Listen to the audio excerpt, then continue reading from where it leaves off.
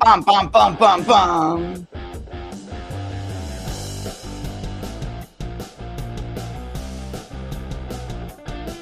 Let's go. Yeah. Mm. Mm.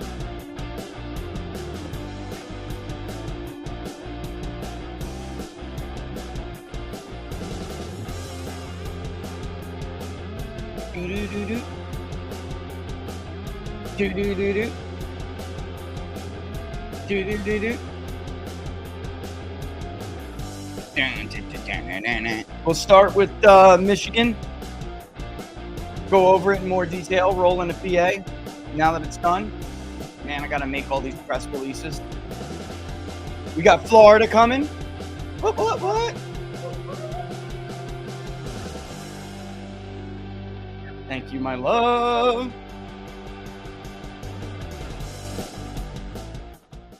All right, folks, welcome to Inside the Numbers with the People's Pundit. I'm your host, Rich Maris, the People's Pundit. Don't forget to like the video and subscribe if you like the video. The links to all the public polling project stuff down below.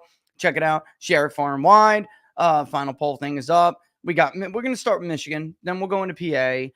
We have more in PA coming. I had PA that I was doing with somebody else, and I don't like to overlap shit. You guys know that. So what is today? Wednesday?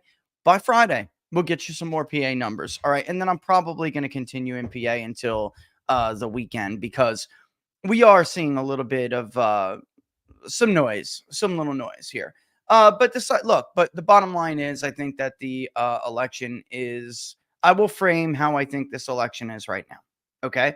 And I will tell you what I think is I really only think there are two scenarios. I really do. Now, there are multiple scenarios that can play out, but I really think that there are really only two. That is the era of modern politics we live in. Polls be damned, as we know. All right, we're at a point now where Harris supporters are legitimately arguing that the polls are not wrong. Like, we're not wrong. Right? Like, so you have somebody, in case you follow me on X, you'll see what I did. I mean, on Twitter, this guy, it's Matthew Dowd, like, seriously arguing the Maris poll is an accurate poll, like one of the most accurate polls. The Maris poll released a poll on 11/1 in 2016 that showed Hillary Clinton up by 2. Before that, they had showed ridiculous leads for Hillary Clinton. It is now October 16th, not 11/1. That polling swing in 2016 did not occur until literally the final week, 2 weeks of the cycle. If you would have polled prior to that, you would have found a larger example for Hillary Clinton using their methodology. Since 2016, the Maris poll hasn't polled a presidential election or even a battleground state, whether we're talking about the Senate level or the presidential level, accurately. I mean, not one. They were really close in Florida in 2020 with a Trump +4, but at the last minute, they chose to poll and drop a poll right before Election Day, and they showed Biden ahead. The state somehow swung nearly 10 points in a week and a half. You won't get a final poll from them this time. This will be their final poll. I have to bring up, because I think it's very obvious, pollsters are getting cold feet, especially public pollsters. They're getting cold feet. They're deciding that it is the safe play to release a poll now nationally showing an advantage for Harris. Depending on the poll, it will be the size of that advantage. This way they can say, if she loses on Wednesday or Thursday, they can say, wow, that race moved in the last couple of weeks. We caught a little bit of it. Here, let me show you where. And that's why you see them showing Trump ahead with independents by like 10 points. Folks, the electorate is not going to be D+7. Take that sample and stick it up your ass. I am so sick of this every year. Just be honest, try to do a good job, and reflect reality. Can we not have one election, just one, where this stuff doesn't happen? I'd also remind you that the Maris poll had Biden winning still as late as the summer. In spring of this year, they had Biden winning by 2 or 3 when the RCP average had Biden down by over 2. And polls like the New York Times and the Harvard-Harris poll had Trump winning by 4 to 6. I mean, ridiculous. Go look it up. Anything I say is verifiable. It's a DuckDuckGo or Google search away. You could go to realclearpolitics.com and check it right now. It's also true that some pollsters have been wading into new methodologies this cycle, ones that they have not yet known themselves and they are not tested in, and that could be an honest reason for I mean, they may very well do well. I'm not saying that's I'm not saying that it's necessary that they're going to do bad. I mean, that's not true. We've done that ourselves. Change, new tactics, new methodologies, use new ways, data collection modes to reach people. I mean, that's part of what we do here. I mean, we've been doing that for over a decade, and that's why many people did not receive us very well. But it didn't mean we did a bad job. But sometimes we did. Sometimes we would start with a new methodology. We didn't quite have all the kinks worked out or understand the mechanisms of it all, and, could have done better. That's the nature of this thing. I think it's important to tell you that a lot of these polls, Marist, Tip, etc., that they're all trying to point to, have never released public polls using these methodologies before. These are brand new, untested methodologies. That's the reality. And they could wind up doing great with them. But it should be told to you that that's the case, because it's not easy to just jump into it. All right, before we get into the polls, and I know you guys are clamoring for them, but we have got to bring this up first. It's a big deal. It's been a big deal throughout this entire cycle that Democrats have argued that crime in this country is falling. All right. During the debate, despite the fact that the moderators agreed not to fact-check candidates, during the debate with Donald Trump and Kamala Harris, Donald Trump made a claim that violent crime is rising. And of course, Kamala Harris jumped on it. Joe Biden had tried to do this before he was switched out as the nominee. And the media did what they had, went against their word. What a shocker. Promised they wouldn't do. And they decided to fact check Donald Trump on it. Somebody grabbed this on Twitter, send it over to me. Here it is in a nutshell. Okay, because just understand this morning, the FBI quietly, without press release, without fanfare, they silent edited the crime statistics in this country on October 16th. And guess what? Violent crime is up. Crime is down all over the world except here. Crime here is up and through the roof. Despite their fraudulent statements that they made, crime in this country is through the roof. And we have a new form of crime. It's called migrant crime. And it's happening at levels that nobody thought possible. President Trump, as you know, the FBI says overall violent crime is actually coming down in this country. But excuse me, the FBI they were defrauding statements. They didn't include the worst cities. They didn't include the cities with the worst crime. It was a fraud. And as it turns out, Donald Trump was telling the truth. All right, maybe he wasn't saying it the right way, but he absolutely was telling the truth. So let's just bring it up, make sure nobody's personal stuff is in here. Nope. Okay. Here's Tom Bevan on Real Clear Politics tweeting today. Guess what? Crime isn't down 2.1 according to the FBI. They just released a quote stealth edit update. Violent crime is actually up 4.5%. Folks, this is a big deal. Okay. How many times have you heard me say, and why is the light out over there? That's all right. It makes me look past it. How many times have you heard me say that you cannot run a functioning self-governing society when the so-called pillars of that society are not trustworthy, credible, or have what is known as regime credibility? If these people are willing to lie about economic data to get their preferred party elected, which they have done in the past, to lie about the president-elect of their non-preferred party, colluding with a foreign power to steal an election, which isn't even possible in the way that they were arguing. You can't steal elections like that in this country. If they were willing to lie about all of that and more, crime stats and more, what else are they willing to lie to you about? Is it at least possible? Is it at least possible, forget about probable, that they are willing to lie to you about the impact of electioneering in the 2020 election?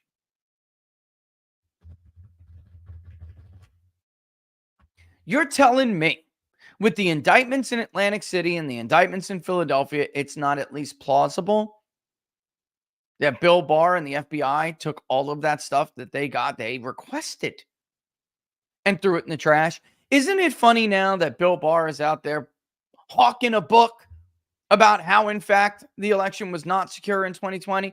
You know, I don't know about you. I've had it with these people. 51 intelligence officers say that Biden's laptop was Russian propaganda. Come on, guys, you cannot have a credible regime. You cannot, it will never be credible. If the government is constantly, even if the vote is legit, many of you out there, my friends in the election mafia, you're missing the point.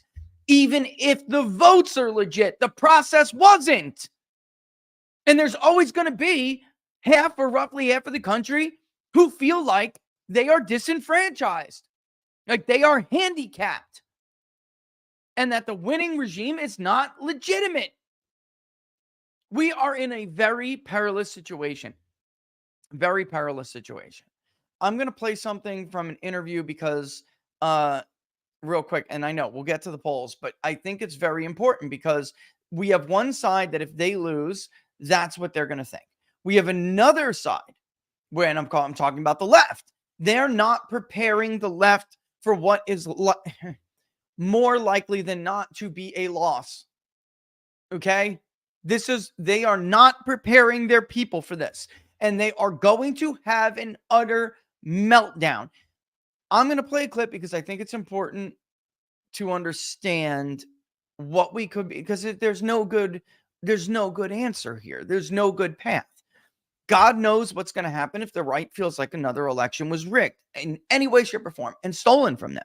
Which, by the way, you people out there who talk about how they're just going to steal it with machines and algorithms do a disservice to your side. You sow defeatism, not to mention bullshit. There is not some infinite number of ballots that they could throw through a scanner. That is simply not how our elections work in this country. And then you have the other side. That last time they lost, when they were blindsided by polls and pundits who told them they could not lose, began to overturn cars, burn down businesses in the nation's capital. So, I swear we'll get to the polls in a second. This is the last thing I want to play because I got to tell you, I heard it and I was like, wow. Why aren't more people talking about this? We have a major mental health crisis in this country that impacts our politics. You may not want to hear this. Maybe you're a Democrat. We welcome and hope everybody listens to the show because we simply just want to give you the reality or what we really believe to be our best analysis of what is going on. And even if you don't want to hear it, listen, for all of you who are in the chats and everything, ask the Trump supporters how they felt in 20 when we told them it was closer than the public polls are showing. But speaking of Michigan, Joe Biden's got a lead. It's a small but durable lead. It's a small but, a lead that's built on a foundation by core groups that voted for Trump in 2016 that are voting for Biden in a little bit higher numbers. He's outperforming Hillary Clinton with key voting groups, and it's going to be difficult for Trump to close that last 2.5 point gap if he wants to win in the state of Michigan. In Wisconsin, we overstated Biden, actually.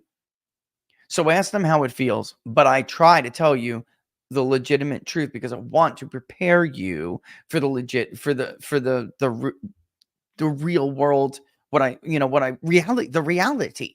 Like, we're not living in reality, and too many of us are living in these alternative realities that we have created in our minds that need treatment. And it's bleeding into these mental illnesses are like bleeding into our politics. And again, I don't mean, I'm saying all this, I don't mean to insult you. If you take this as an insult, I really, truly do apologize. It's just the fact of the matter is, forget about the political stuff we've worked on.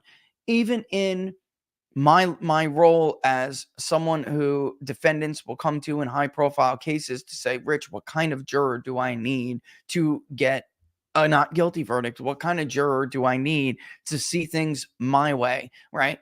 I am telling you, years and years of research. The educated, white, upper class, affluent person who reads the New York Times and watches CNN and MSNBC and the Washington Post every day, flips through the pages of, you are the most uninformed person in this country. I hate to burst your bubble, but when it comes to big events, George Floyd, Michael Brown, George Zimmerman, Rittenhouse, the Covington kids. I'm trying to think of all the other things that David Daleiden in California with Planned Parenthood. If you watch and consume these news outlets, you are the most ignorant person to how things really are, the facts of these cases. And they're appealing to your issues in order to blind you to those facts. Now, I'm not saying there aren't deluded people on the right. Of course there are. But I'm telling you, watchers of Fox News and readers and watchers of alternative media do not repeatedly get wrong the facts of these cases. They don't. That is because you have failed to recognize there is a massive corporate media complex that is entirely predicated on misleading you and disinforming you for and to their own ends. And you think they're credible. Were the 51 intelligence officers credible? Did Donald Trump collude with a foreign government to steal the 2016 election? Did Steve Scalise and 4 others deserve to be gunned down while practicing for a charity baseball game built on a lie? Did Donald Trump say that the Nazis in Charlottesville were very fine people? If you've answered yes to any of these, you're deluded. You've been duped by propaganda. And the media is like this massive negative, because I got to tell you, and for Trump supporters listening, like it's honestly, many of them, it's not their fault. It's not. You could poll them and say, do you or do you not support making sure that signatures on ballots match? Do you or do you not support outlawing third-party ballot transfers, such as drop boxes, ballot harvesting? The majority of them actually do not support this. Do you support biological men beating the ever-loving shit out of biological women on national TV and in the Olympics? They're not going to answer yes. It's the media and the state lying to people over and over and over. And, you know, you have to be more patient with people who really do believe that these institutions would never lie about something so serious. But they do. And right, we can poll and show poll after poll that the public doesn't trust the media. But the fact of the matter is, many still do. The fact of the matter is, when you simply ask, do you trust the media? Maybe a leftist who's taking that poll will say no, because they're thinking of Fox News. And the right-wingers who are taking that poll will say no, because they're thinking of MSNBC and CNN. As pollsters, honestly, we need to do better. We didn't ask those questions thoroughly. We did not design the wording of those questions thoroughly enough to get to the heart of it. And there's a way to do that, and we should work on that to make sure that we're not just pushing a confirmation bias answer or appealing to people's confirmation biases in our wording. Cannot have. Bottom line, and we'll get to the polls. It's 22 after. We cannot have a self-governing society with these factors poisoning the system. We just can't. All right, let me play this clip and then we'll get to it. All right. Mark Halperin on Tucker, go. Let's say Trump wins 3 weeks from today. Mm-hmm. What happens? The Democratic Party just, I mean, as you said, a lot of Democrats, maybe the majority, believe that Trump becoming president again is the worst thing that ever could happen. So how do they respond to that? I say this not flippantly. I think it will be the cause of the greatest mental health crisis in the history of the country. I think tens of millions of people will question their connection to the nation, their connection to other human beings, their connection to their vision of what their future for them and their children could be like. And I think that will be require an enormous amount of access to mental health professionals. All right, now stop. I just got to say, because he was 110%. Now, you can't be 110. I hate when people say that shit. It's 100%. That's it. That's all. Can't be more, can't be less. He's 100% correct. And I think that people dismissing a claim like that, which is going to happen, you're going to see the left-wingers pounce all over him for this. And by the way, he used to be I don't want to say one of them. He has some of the greatest sources in the business still, but like Mark Halpern is at risk of making himself a pariah because he wants to bring you the truth. So for leftists out there who have now decided to turn on Mark Halpern, I read your comments every day. They're disgusting. He's got a great show now. It's called Two Way, and he's been talking to these voters. Actually, one of our loyal listeners was on it and then sent me a clip of him being on it. And then that's how I got connected to it. And that's how I started to watch it. It's great. He's got Democratic strategists, Republican strategists, too. You may know, you may not. One was press secretary, so I'm sure you do. Most of you know one. And I think both of those guys on that program try to shoot it straight.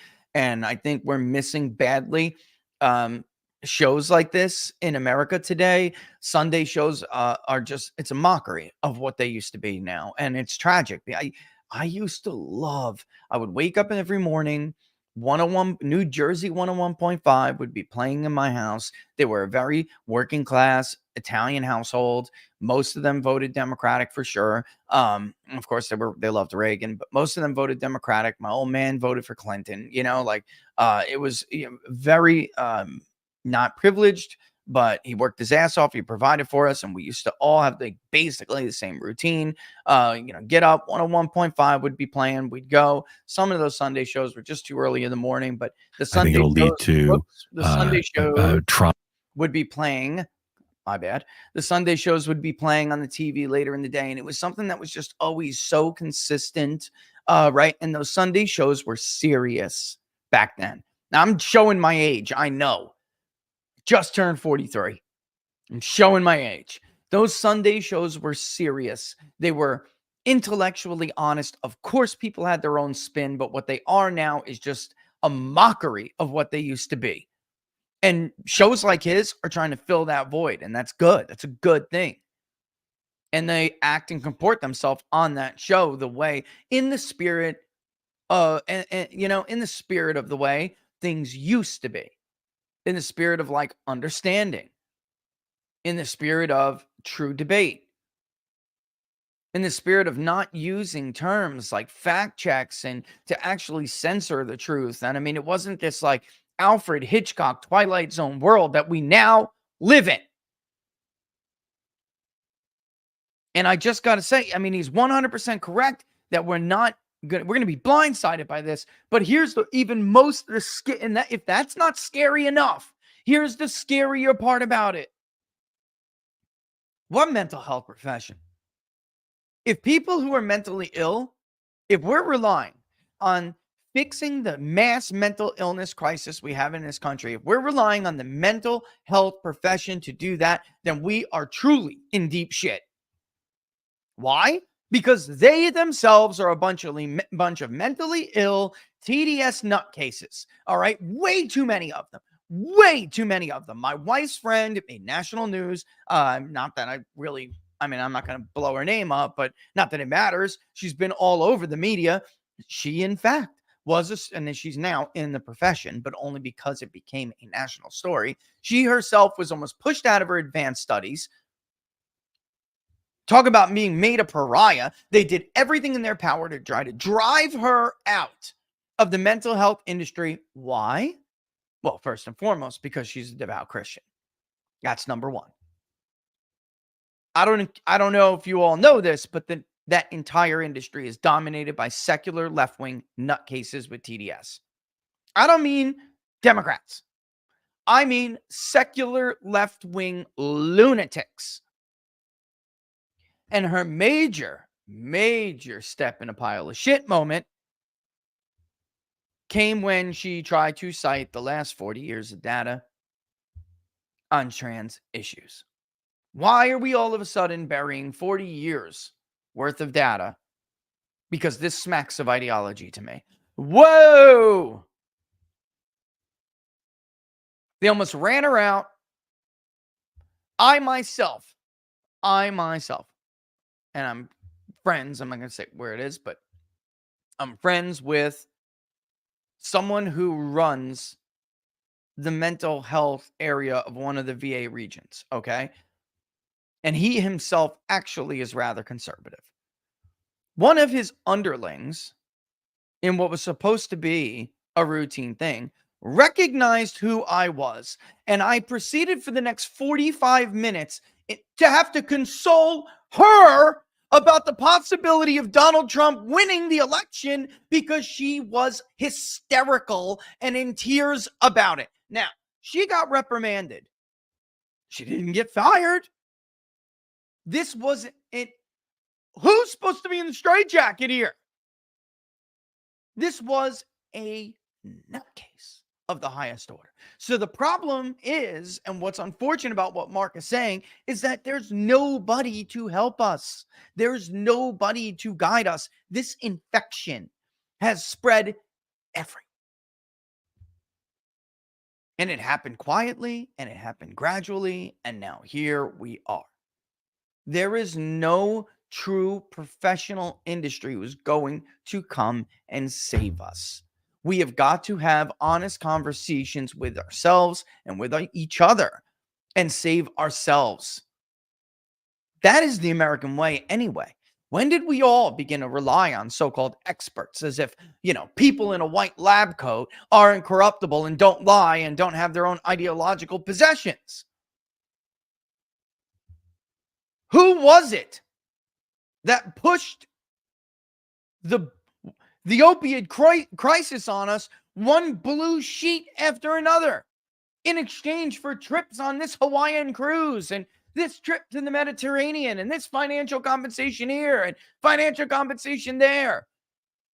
Who was it who turned a blind eye to the claim that it is less addictive than other opiates and wound up hollowing out an entire region of the country?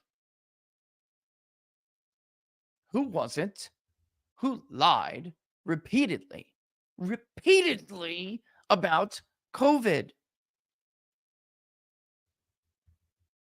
Professionals.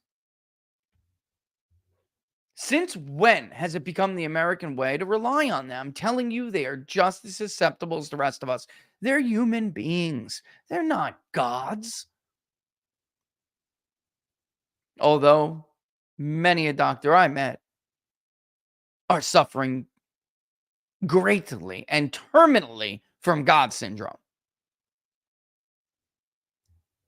Let's finish the clip and then we'll get to Obama in the workplace. I think there'll be some degree of Are you being protest. 100% serious. 100% serious. I think there'll be alcoholism. Right. There'll be broken marriages. Absolutely. What? Yeah. Absolutely. Yes. They think he's the worst person possible to be president, and having won by the hand of Jim Comey and Fluke in 2016, and then performed in office for 4 years and denied who won the election last time, and January 6th, the fact that under a fair election, America chose by the rules pre-agreed to Donald Trump again, I think it will cause the biggest mental health crisis in the history of America. Yep. And I don't think it will be kind of a passing thing that by inauguration will be fine. I think it will be sustained and unprecedented and hideous. And I don't think the country's ready for it. So mental health crises often manifest in violence. Yeah, I think there'll be some violence. I think there'll be workplace fights. There'll be fights at kids' birthday parties. I think there'll be protests that will turn violent. I hope they're not, but I think there will be some. There already was all of that after he won in 2016. Many of you have probably heard me tell the story before. And believe me, folks, there's a reason why I decided to take a half an hour to do this, because I'm going to show you some numbers in a little bit. And we have to have this discussion. We have to have this discussion. Many of you have likely heard me tell the story about the day after the election in 2016 when I had to bring my daughter to O2B Kids to go to school in Florida. You might have heard me tell it at the time if you've been with me all of these years. These women were on the floor, rolling. One of them was bent, hunched over the counter in the front office. They were sobbing like they just all lost their husbands in war or something. It was insane. One of my wife's employees, a young black woman, tried to call my wife and call out of work because she thought he was coming to deport her back to Africa. Laura's laughing in the other friggin' room, but it is not funny. It's 100% true. Laura, come back me up. It's not bullshit, folks. It's true. These people get deluded by this massive infrastructure of myths and disinformation that you know to be the corporate big media, who obviously is aligned politically and every other way with the Democratic Party. And by the way, if the Republicans shared their values and shared their agenda, they would align with them as well. They did during the Bush years. Here's Laura. Laura, don't say her name, but did she or did she not call you after the election, Wednesday morning, 2016? Go. Yes, I was. Let's get a little closer to the microphone. Swing this puppy around, folks. Go ahead. Yes, I asked her why she wasn't in network, and she proceeded to tell me that she's going to be deported to Africa if she comes in. And I told her that she needs to report to work. There will be no deportation of Africa. You were born in America. Therefore, I forgot to mention that. She was born in America. Folks, she was not born in Africa. She's not an immigrant. She was a U.S. born black woman. and her parents were born in America as well. So therefore, there would be no way that she'd be deported to Africa, a country which none of her family, well, maybe her, Years back. her 1,000 years. Yeah. So tell me, did you let her stay home or no? Oh, no, she came in. I told her either she comes in or she'll be reported as being, delayed. That's not like a legitimate reason for not coming to work. By the way, what was she jeopardizing with this? The feeding of children, including a bunch of young black children who would not be fed a lunch any other way. All right? Unbelievable. It's not like she wasn't coming in to do like accounts receivable, folks. The business was feeding children.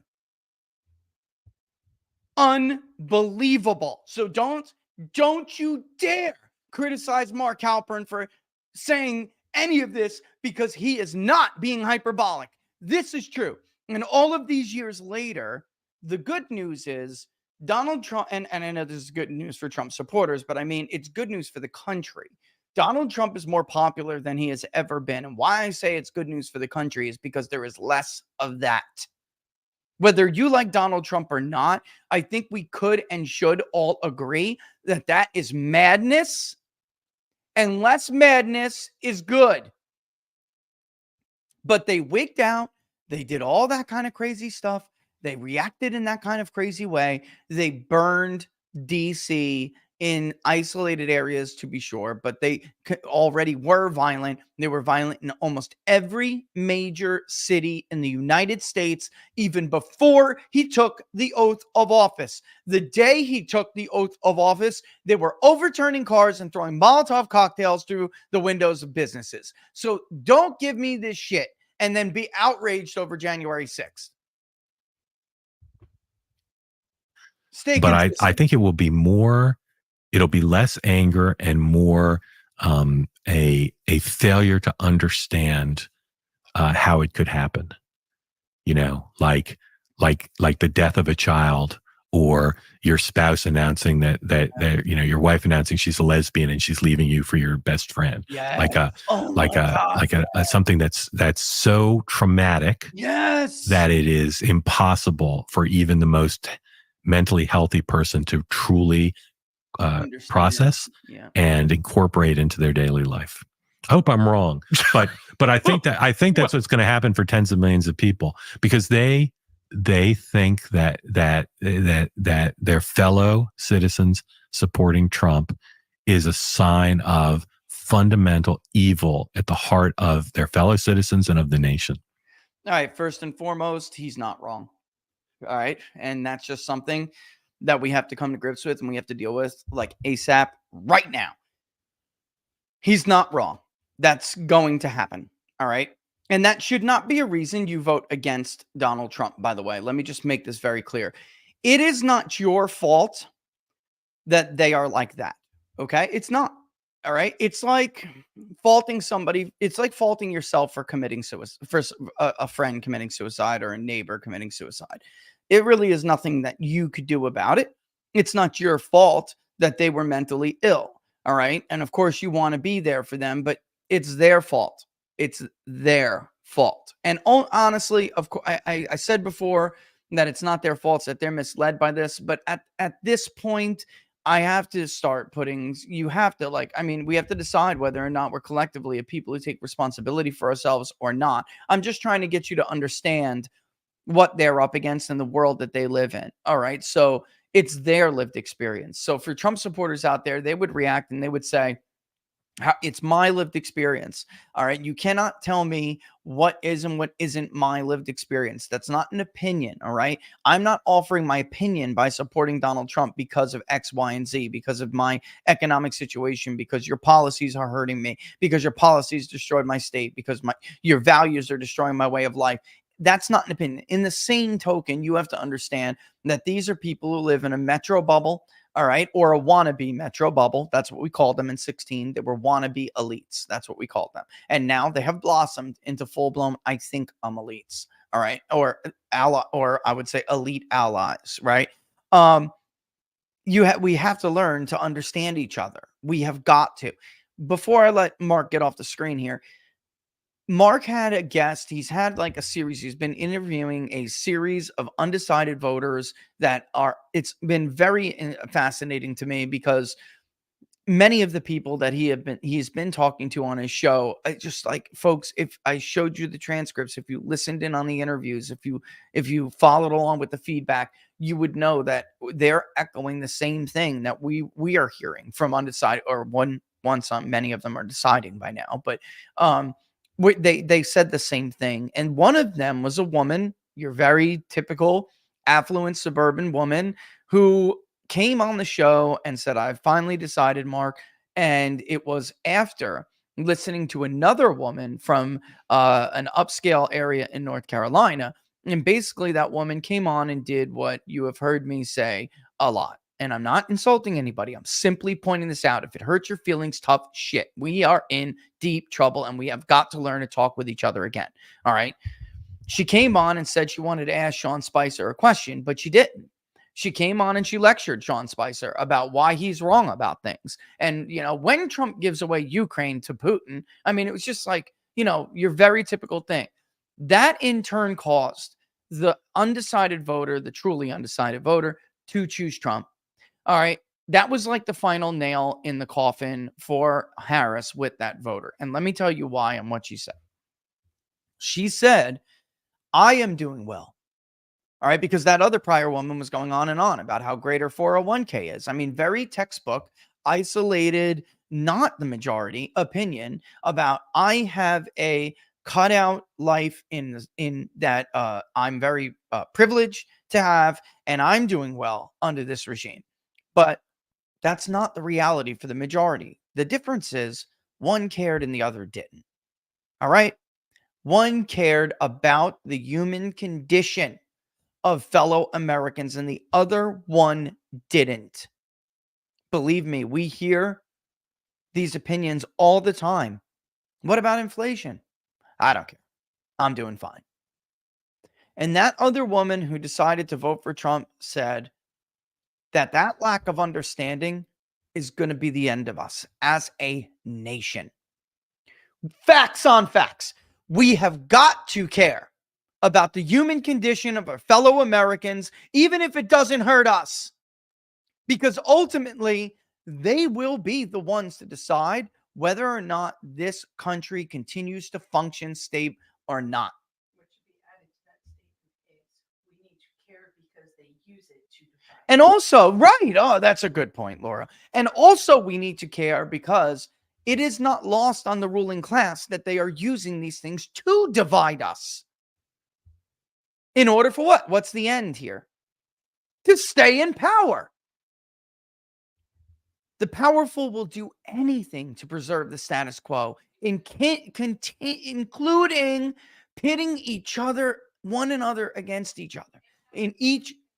That's it. A house divided cannot stand. One of the most truest, and of course it's Abraham Lincoln, one of the most truest statements ever to be spoken by an American leader or anybody else for that matter.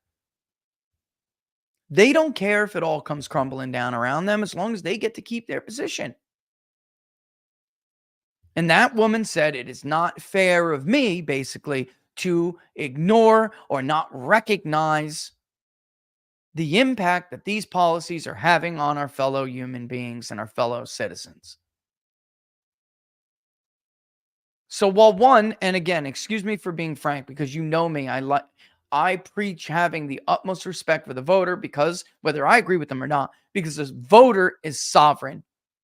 But excuse me for pointing out that one is a more virtuous position than the other. While one preaches being virtuous. Well, you're just not a good person if you support Donald Trump. You're just not a good person. You're not decent. You remember that from 2020? No decent person supports Donald Trump. Go back and listen to not only Joe Biden's own convention speech, but go back and listen to everyone who spoke at Joe Biden's convention. Count how many times they used the word or some form of the word decent. Decency, decent, count it up. Little homework for you guys. It was a very clear attempt to push a divisive social bias. And the bottom line is we cannot continue like this forever. Because he is correct. If this man wins, or if Harris wins, in almost no situation will this be a stable outcome. And we're going to go from one election to another with the once peaceful transfer of power being questioned. I don't care what your damn politics are. That is not a sustainable position for a nation or a country, since the left hates the word nation. And the reason they do is because of the work that started with Thomas Narn, by the way, who many of you probably don't know. He's an academic. He is most definitely the heir to the Marxist school of political thought. It became mainstream left-wing thought toward the end of the 90s and the 2000s. And they blame nationalism for not being able to further push their socialist agenda. It's just it's a fact. This isn't right-wing talking points. This is a fact. Man in the State and War, Kenneth Waltz, was 100% correct to say nationalism was the real end of communism in the 20th century. All right. So let's get to it. There was a clip I wanted to play before showing you a poll on what are the odds. Sometimes between everything that Robert and I both want to get in, we don't get a chance to that's Pennsylvania. Sometimes we just don't get a chance to play every clip that we want to play because we don't have the time between all of the thoughts that both of us want to get out. So I want to play this clip because This is absolutely something. We haven't shown you our results of our favorability ratings yet, but this is absolutely something that we observed over the weekend and all of last week as well, and all of still this week. If I have time, I targeted Biden voters in Pennsylvania, or I tried, and I got some Trump voters. They're mixed in with them. It's like 100 or so. And I want to show you their responses, okay? Because the poll in Pennsylvania I knew was going to blow heads off. Oh my God, he can't have that big of a lead. We've never had Trump with a lead like this. 1 point, maybe. 2 points, maybe. He's now leading between 1 and roughly almost 3, depending on the ballot scenarios. Although I think that the one ballot scenario is certainly the more realistic one. I think that that third-party vote share is going to be smaller than it has been, or in all of this election cycle. And so I think that in some cases that hurts Trump, in some cases that helps Harris, in other cases that hurts Harris and helps Trump. And comparing Michigan and Pennsylvania is perfect, because I think it helps Trump in Michigan to have third-party candidates on the ballot. I think it hurts him in Pennsylvania. All right. So, but we'll get to all of that. So I wanted to target, and because I wanted to know if that's the case in Pennsylvania, how many Biden voters are we talking about here? All right. And I'll show you the results of that in a second. Actually, I may show you that first, because I think it's really interesting. All right. But without further ado, this is observations by Steve Kornacki about what he saw in the polling. And I think it's really important to bring up, because with one goes the other. This one is revealing. This is the basic perception voters have of these candidates. Is it positive? Is it negative? Now, these are not great numbers for either one. Trump, 43 positive, 51 negative. He's 8 points underwater, you might say. But look at Harris. Exact same positive score, and that negative number almost in the exact same place. And this is it. The last time we polled this question after that debate, Harris had really made up ground in this area. Look, she had a positive rating, 48 to 45. So that advantage has all in the last few weeks in our poll washed away for her. Then there's some issues, some characteristics here. These are advantages in red here that you see for Trump now versus September. On the immigration and the border, we ask voters who would be better on this. In September, Trump had a big advantage. It's gotten bigger. On inflation and the cost of living, Trump's advantage now hits double digits. And on the question of who represents change, Harris had the advantage in September. She still does, but lower. So significant, because voters are telling us change is a critical issue for them, not the direction you want to be going in there, Steve. No, absolutely not. And maybe a reason for that, too, is remember, she's the VP in an unpopular administration. Look, we asked Joe Biden's policies as president, do you think they're helping or hurting your family? Look at that. Almost 2 to 1 say hurting more than helping. His job approval rating is in the low 40s. And then here's the twist. When you ask folks, when Trump was president, were his policies helping or hurting? Look at that difference. 44% say helping, 31% say they hurt. So retrospectively, Trump is getting some numbers here. Maybe he didn't even get when he was president. And then all right, so that's Newsbusters, of course. Credit to them for clipping that. All right, so this is absolutely something that we did see. One more clip, however, before we go, from Kornacki, same person, same segment. Actually, no, different segment. I believe he came on again and then did this. And there's a reason why I'm showing you this, because this happened to Gerald Ford.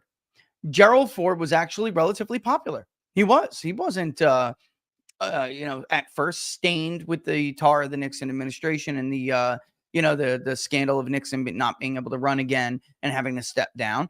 And he was popular. You can go look at Gallup right now. The guy was at 54%, 52% consistently. However, as we got closer to the election, he did crumble somewhat. And then, of course, he lost the election to Jimmy Carter, because he was, nevertheless, no matter what he could do, he could not get out from Nixon's shadow. We are definitely a different country than we were back then. However, I do see some parallels here. And a month ago, Harris's favorability rating ballooned after being the most unpopular vice president in modern history, and for almost the entire administration. But because of the corporate big media propaganda push, and that's what it is, it's propaganda, let's call a spade, she ballooned. And we could see her numbers improving. That cratered. That is cratering as we speak right now. That is going back down. It is not receding to the levels it was before. Even the NBC poll is technically about 3 points worse than us. But it is, well, her favorability is 3 point worse. Her unfavorable in our poll is actually slightly worse than Trump. We're talking about a couple of points, not much, but it's slightly worse than Trump. But her favorable is a little bit higher in our poll than the NBC poll. So we just get a lot less people, by the way, who say, "Oh, I don't know. I don't have an opinion." Everyone who votes will have an opinion. The exit polls will show they all have an opinion. All right. So let's get to it. All right. Line is the 5-point advantage that Kamala Harris had in our last poll is gone. What's behind that shift? Yeah, exactly, Savannah. I mean, just look at them side by side and you can see it. Remember that poll we took a month ago that you see here? It was just after that first Trump-Harris debate. Since then, we've had the VP debate. There have been some campaign activities, some interviews, some things that have changed in that time. I think this might be the biggest for Harris. We just asked the basic image perception people have. Is it positive or negative? All right, I'm not going to play the whole thing again. The bottom line is the retrospective approval rating stuff matters. The problem all candidates running against Trump have had, and Biden barely was able to squeeze it out, even with this, is Donald Trump's ability to win voters who don't like him. All right. He wins voters who don't like him or, maybe don't particularly care for him because he's viewed as effective. Can you argue that? I mean, he's viewed as effective. He's viewed as getting things done. He's viewed as being a good steward on the economy and foreign policy. All right. There was peace and prosperity during the Trump administration, and they remember that. And when they look back and you ask them, now looking back or, thinking back to his time in office, did you approve or disapprove of the job Donald Trump did as president? Is now positive and positive majority in most polls. All right. That is the ultimate problem here. All right, let's go to Michigan first. All right. Many of you have seen this already. If you're on locals, then, bear with me and we'll get to Pennsylvania soon. Remember that these demographic differences between age, for instance, Trump is doing much better with younger voters in Michigan than he is in Pennsylvania. That should not surprise you. That is the way it has been in both 16 and 20. Also, you may notice some racial differences that should not surprise you. Donald Trump nearly won Hispanics. He was like 9 points off. He nearly won them in Michigan in 2020. We just don't talk about it because he lost. So, we don't talk about it. Biden won back those, what fits the demographic profile, though certainly they're not around anymore, of a Reagan Democrat in the modern era. Biden won back enough of them, for instance, where he didn't get totally slaughtered in Macomb County. He didn't get totally slaughtered in Saginaw, whichever way. Saginaw is what I say, but somebody corrects me every time. He didn't get totally slaughtered in Genesee, right? Areas by, like, for instance, Warren, where Macomb bleeds in Oakland, and Detroit, he didn't get slaughtered there the way Clinton did. So he was able to hold on. That is the big takeaway from the Michigan poll. It's like all of those, we can get in all of those demographics, but the bottom line is when you go to region, all right, and then there's another thing I want to show you. When you go to region, you can see Trump's lead in up is about what it was in 2020. Nothing different there. The only thing I would say that's different is that outside of Detroit, it looks like the rural vote is going to be bigger than anywhere else. All right. So like back to 2016 kind of margins. I mean, not margins, shares of the electorate. And that could change. But for right now, that's the way it is outside of Detroit. All right. So Wayne County absolutely technically does have a high likely voting hood, as you can see here. But like Oakland and Macomb, which are much more educated, and well, Oakland is, Macomb is working class. It's like two really weird things going on here. You have these like highly educated people, and Harris is doing well in Oakland. All right. She's doing well, but she's not really outperforming Biden by huge margins. And that is an issue because she's doing worse than Biden in Macomb and in like Monroe, for instance. All right. And even in parts of Detroit. If you go back and look at our Biden +2 in Michigan in 2020, you will not see Donald Trump this high in Wayne County. He is not in the 30s. Ultimately, he got about 30% of the vote. All right, a little up, a little over. He got a little over 30% of the vote. He is now threatening to get in the mid 30s to maybe, I don't want to say that out loud, but I mean, sampling errors for subgroups are higher, but his performance with non-white, non-college, but certainly all non-white groups is much higher than it was in 2020. And I mean, much relatively speaking. So, I mean, where does that come from? I even took the time to nest and say, are we talking about rural black and brown voters, or are we talking about urban? It's everywhere. It's everywhere. All right. So it's not just that I polled a bunch of white people in Wayne and that's why he's higher. It's not the case. All right. So, yeah, but you can see here in the Oakland and Macomb area, this is her problem. Okay. Biden was winning this area by about 11 points, 12 points in 2020. She is not. She is winning by 5 points. And that is due to two things. One is his margin in Macomb is looking even worse for the Democratic candidate than it was in 2016.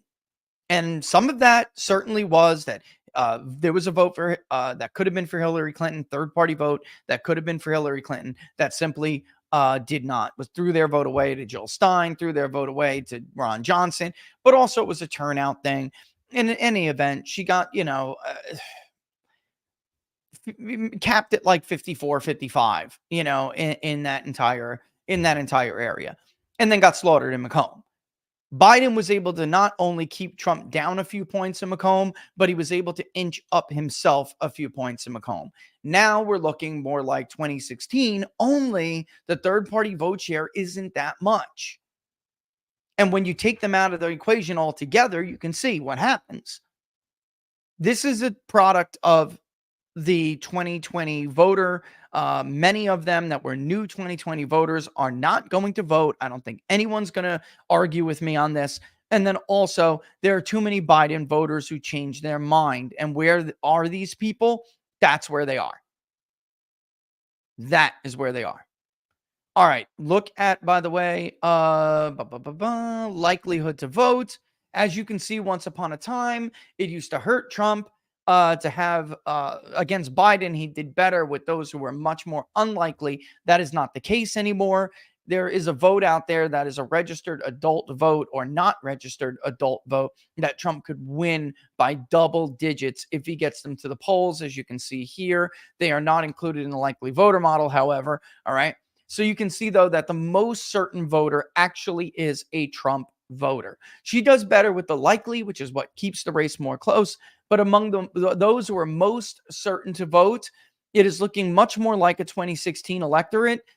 More than, it will be higher, I think. That's our projections, than 2016. But it does not look like we're going to hit the 2020 numbers, all right? To revise it up a little from our last projections, Barnes and I did that on Monday.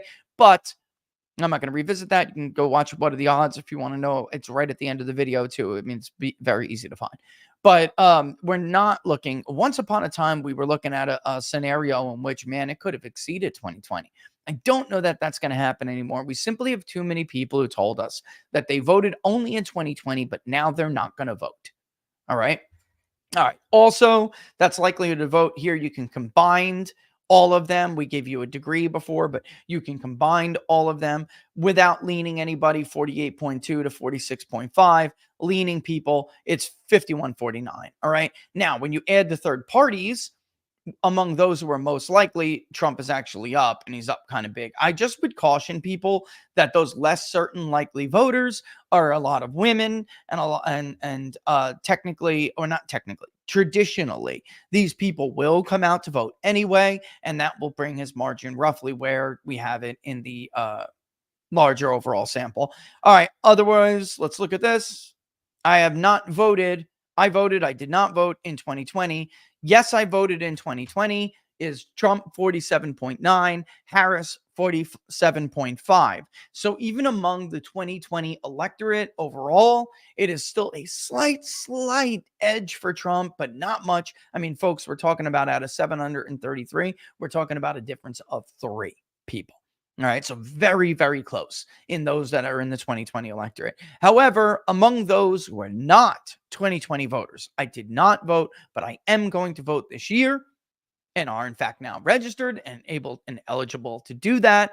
It is Trump by a much bigger margin. And then when you lean those people, that margin does somewhat shrink, but not really. 52.5 to 47.5, which is what gives Trump the 2-point lead in the head-to-head. Now, You may notice again that with those third-party voters on the ballot, Trump's lead is actually bigger. So what Harris's danger here is in Michigan is the same danger that Hillary Clinton faced in 2016. There are people who, if they had no other choice, they would vote for Harris. But because they do have other choices and they don't like her, they're going to vote third party. And there are a slew of choices, which we just combined into the generic someone else and those third-party candidates. They cap off at 5%.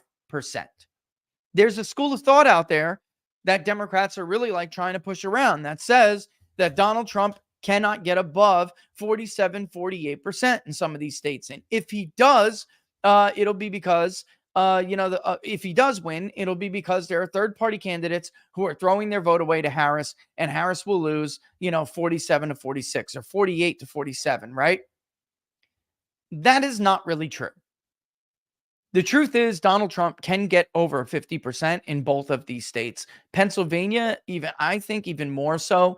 I see that he is technically polling stronger in Michigan than he is in Pennsylvania. But I mean, I've been here, folks. I've done this years now. And I'm telling you, maybe I'm wrong. And because of the non-white vote shift, Michigan, and because it's technically less educated, Michigan is 65% non-college, 35% college. All right. Pennsylvania is going to be about 60% non-college, 40% college. So maybe that is what does it. I mean, it's possible. It absolutely is possible. But the difference is that the ancestral Democratic groups in Pennsylvania began to break Trumpy earlier, and that he's got this kind of like, Fetterman's right, he's got this kind of like special bond with them.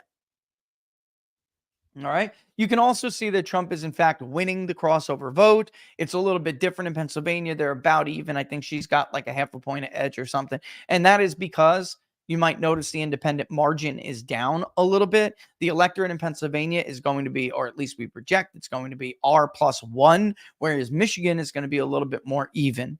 All right.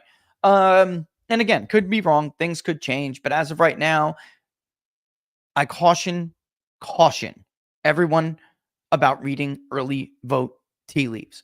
You don't know who those people voted for. However, it can tell you about who is excited to turn out and who is not. And despite what you're hearing from Mr. Boner over at Target Fart, Democrats are below their targets everywhere. The Georgia vote yesterday is an absolute disaster. Disaster for Democrats. Now, she's got a massive machine. Huge machine with a lot more money. The person who runs her campaign is a ground game guy. Typically, people from the ground game side of politics do not get appointed to lead the campaign. So that tells you, whoops, I just dropped my son's shoes. That tells you that I'm absolutely right from the beginning, that they never intended to appeal to the middle. They intended to squeeze as much blood as the liberal educated. They decided to squeeze as much blood out of the educated white liberal stone as they possibly could. And now they're pivoting and trying to win back some of those black men that they've lost. But guys, it's October 16th. We haven't spoken to many younger, I would say 45 and below. We haven't spoken to many young black men in the last couple of weeks who told us, okay, I'll go back to Harris. They haven't budged at all. Even at the height of the response bias that favored Harris because of the media coverage, even at the height of that time, black men were among those who were supporting Trump, were among the most stalwart supporters. I said it on Monday. I'll say it again. They reminded me of like the Obama Trump voter in the Ohio River Valley. That's how non-movable they were. Okay. And so you could obviously see here that, again, look, the same goes when you're looking at it in the expanded ballot, which is, again, a much closer race among those who voted in 2020 only. Trump's lead is about the size of the lead he had over Hillary Clinton. Actually, technically, if you break it down, he won Michigan by 0.2, I believe. So it's twice the size of the lead that he had over Hillary Clinton. But you may notice something about it. The vote share is higher. The vote share is higher. it is remarkable that in both the head-to-head, where there are no other choices, and in the expanded ballot, where there are 1, 2, 3, 4 other choices at least, the main names that people know, it is remarkable that both of them, in both scenarios, Donald Trump is able to hit 50%. Now you look again I voted in the 2020 election. I did not. And Trump's lead is actually 7% among those voters. Hold on. Hey, get back, you. Winston. Get daddy kiss. Winston. Come here, buddy. You've been hanging out with daddy all hours of the night. Election season is crazy for me. And this dog has been chilling with me when everyone else is exhausted and can no longer chill. It's very cool. Let's look also really quick at Union. Harris is, of course, winning Union voters, but Joe Biden won Union voters by 60-40. She is barely winning them. That looks like Hillary Clinton. Again, that looks like Hillary Clinton to me. 49-44. When you look at Union type, major problem for Harris. Bears out everybody else's polling, where actually in the private sector, unions can be a little bit closer. When they get tight, Trump's actually winning them here by 3 points.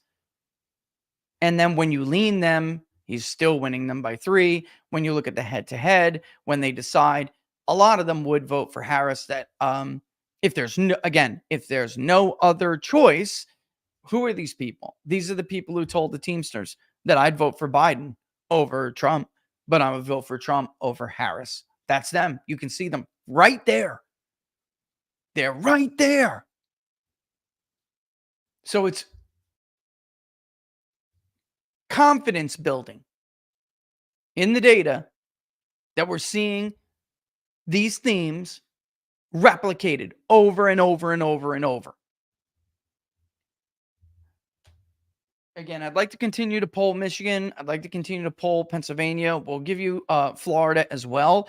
But I really think that these are the states we need to keep an eye on. I just don't see how she wins the Sun Belt if she loses these Great Lakes states. I just don't see it.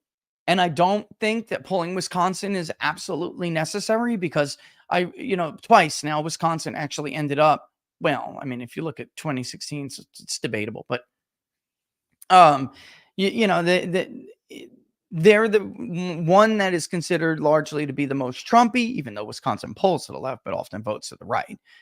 And then the one that is considered the most difficult lift for Trump, and the one that Kamala Harris is banking on the most. And I think that's where we need to focus our attention, and we need to see, because the race is so close, how it does move. I would just tell people that we have never, ever, ever, ever, ever, ever, ever, ever found Donald Trump leading by a margin like this in the state of Michigan. All right. We could go back and look at the beginning of our tracking poll from 2020. Let's check this out. Let's go back. Okay, here we are. As you can see, Donald Trump, of course, too, was winning white voters here, but he was not winning them by that margin. He is doing about 7 points better with black voters. He's doing considerably better with Asians and Hispanics.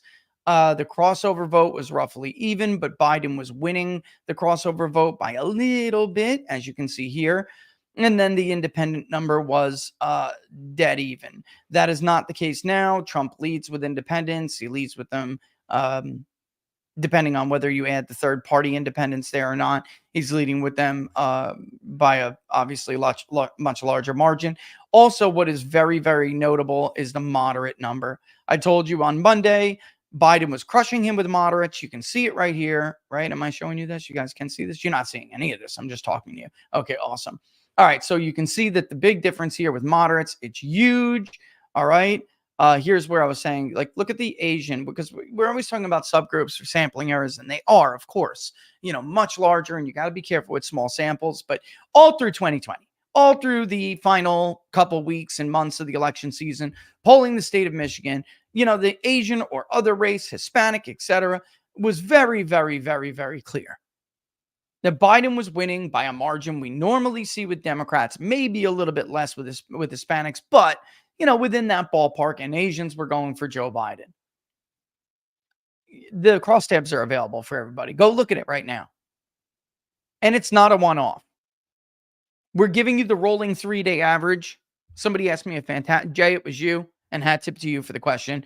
Do you weight responses if the poll has been in the field for a long duration of time? Do you wait for the latter days, the more recent days? The answer to that is no, I do not. Other pollsters have done some quacky things, and it's definitely something debated. But the bottom line is you should just give people. I'm a big fan of the rolling average. That's because I'm like a student of the Gallup, the old school Gallup way of thinking, where like before Labor Day, it's a 7-day rolling average.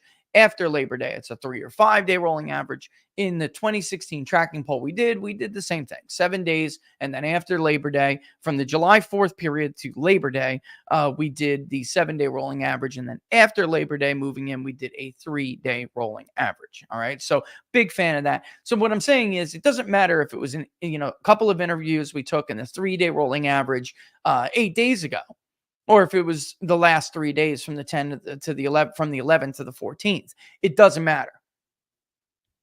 It just doesn't matter. This is what we have been seeing this is not what we have been seeing the entire time. What you're seeing on the crosstab now is what has been the case, remarkably stable the entire time. And that is Trump doing exceptionally well for a Republican among non-whites. All right. So when we go through, I'd have to pull up the crosstab, interactive crosstab version to get you some more of the data. I guess let me see. Let me just see weights. Let me just look at this. Wayne was 17. We have Wayne a lot. We do have Wayne 16 and a half, I think. So it's close. Very, very close. You could see here, look at the young vote, the 25 to 29 now is, by the way, in the 30 to 39 region. So that's worth noting. You might also note that Joe Biden was winning 40 to 49, 48 to 45. And he was also even with 65 plus. And the 50 to 64 was for Trump, but only for a hair. Let me tell you, all of these were like very, very accurate. The younger vote was a little bit too much Trump. We had 8 points to Biden. It was more than that. But, sampling errors for subgroups are higher, and it ended up shaking out. Right now, if you go and look at age detail in the poll we just did, you're talking a very, very different race. I mean, just a very different race. 18 to 24 in the head-to-head is actually Trump 45, Harris 38. Now, 25 to 29 is Harris 51, Trump 30, right? And I'm rounding here.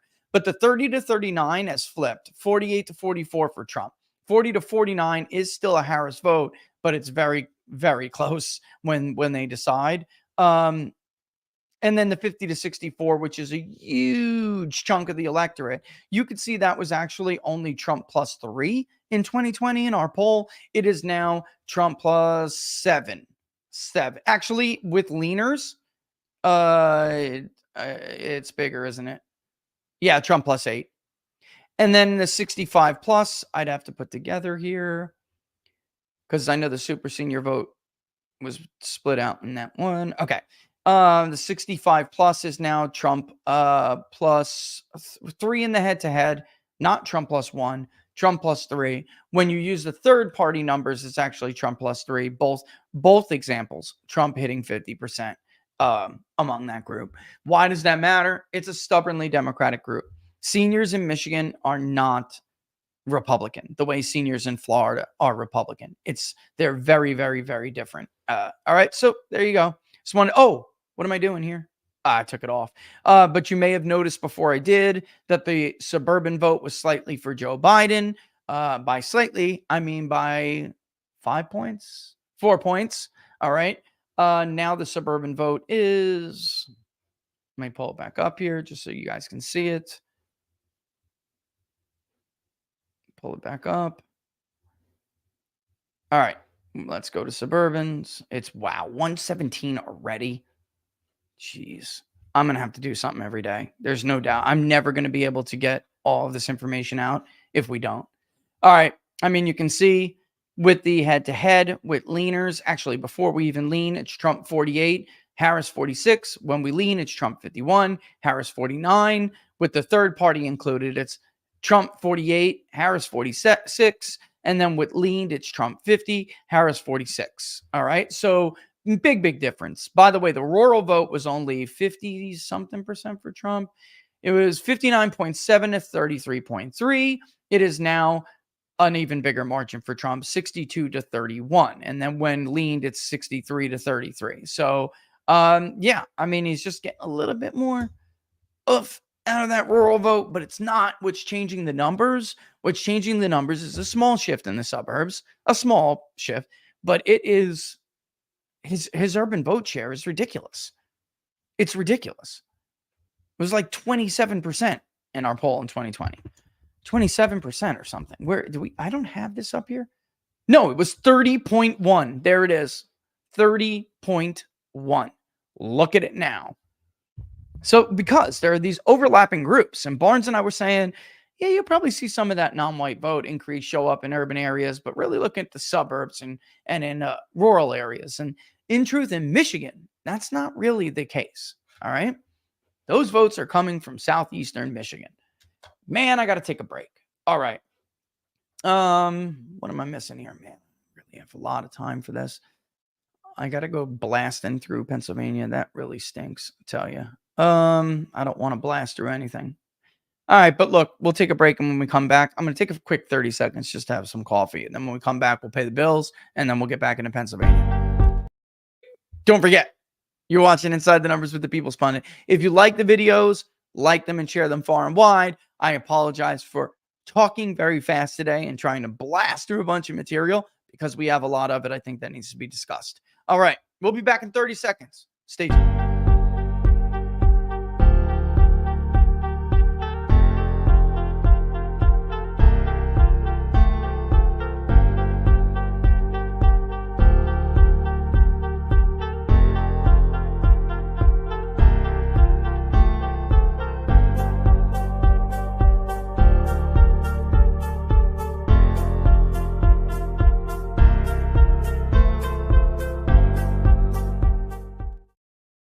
All right, freshly filled with coffee. We're back inside the numbers with the People's Pundit. I'm your host, Rich Barris, the People's Pundit. Don't forget to like the videos if you like them and share them far and wide. All right, the links to the public polling project and our, of course, all the sponsors and everything in social media is down below in the description. It doesn't matter where you're watching this on. Of course, visit them and, they support, you support them, they support us, and that's how the world goes around. All right, look, it is,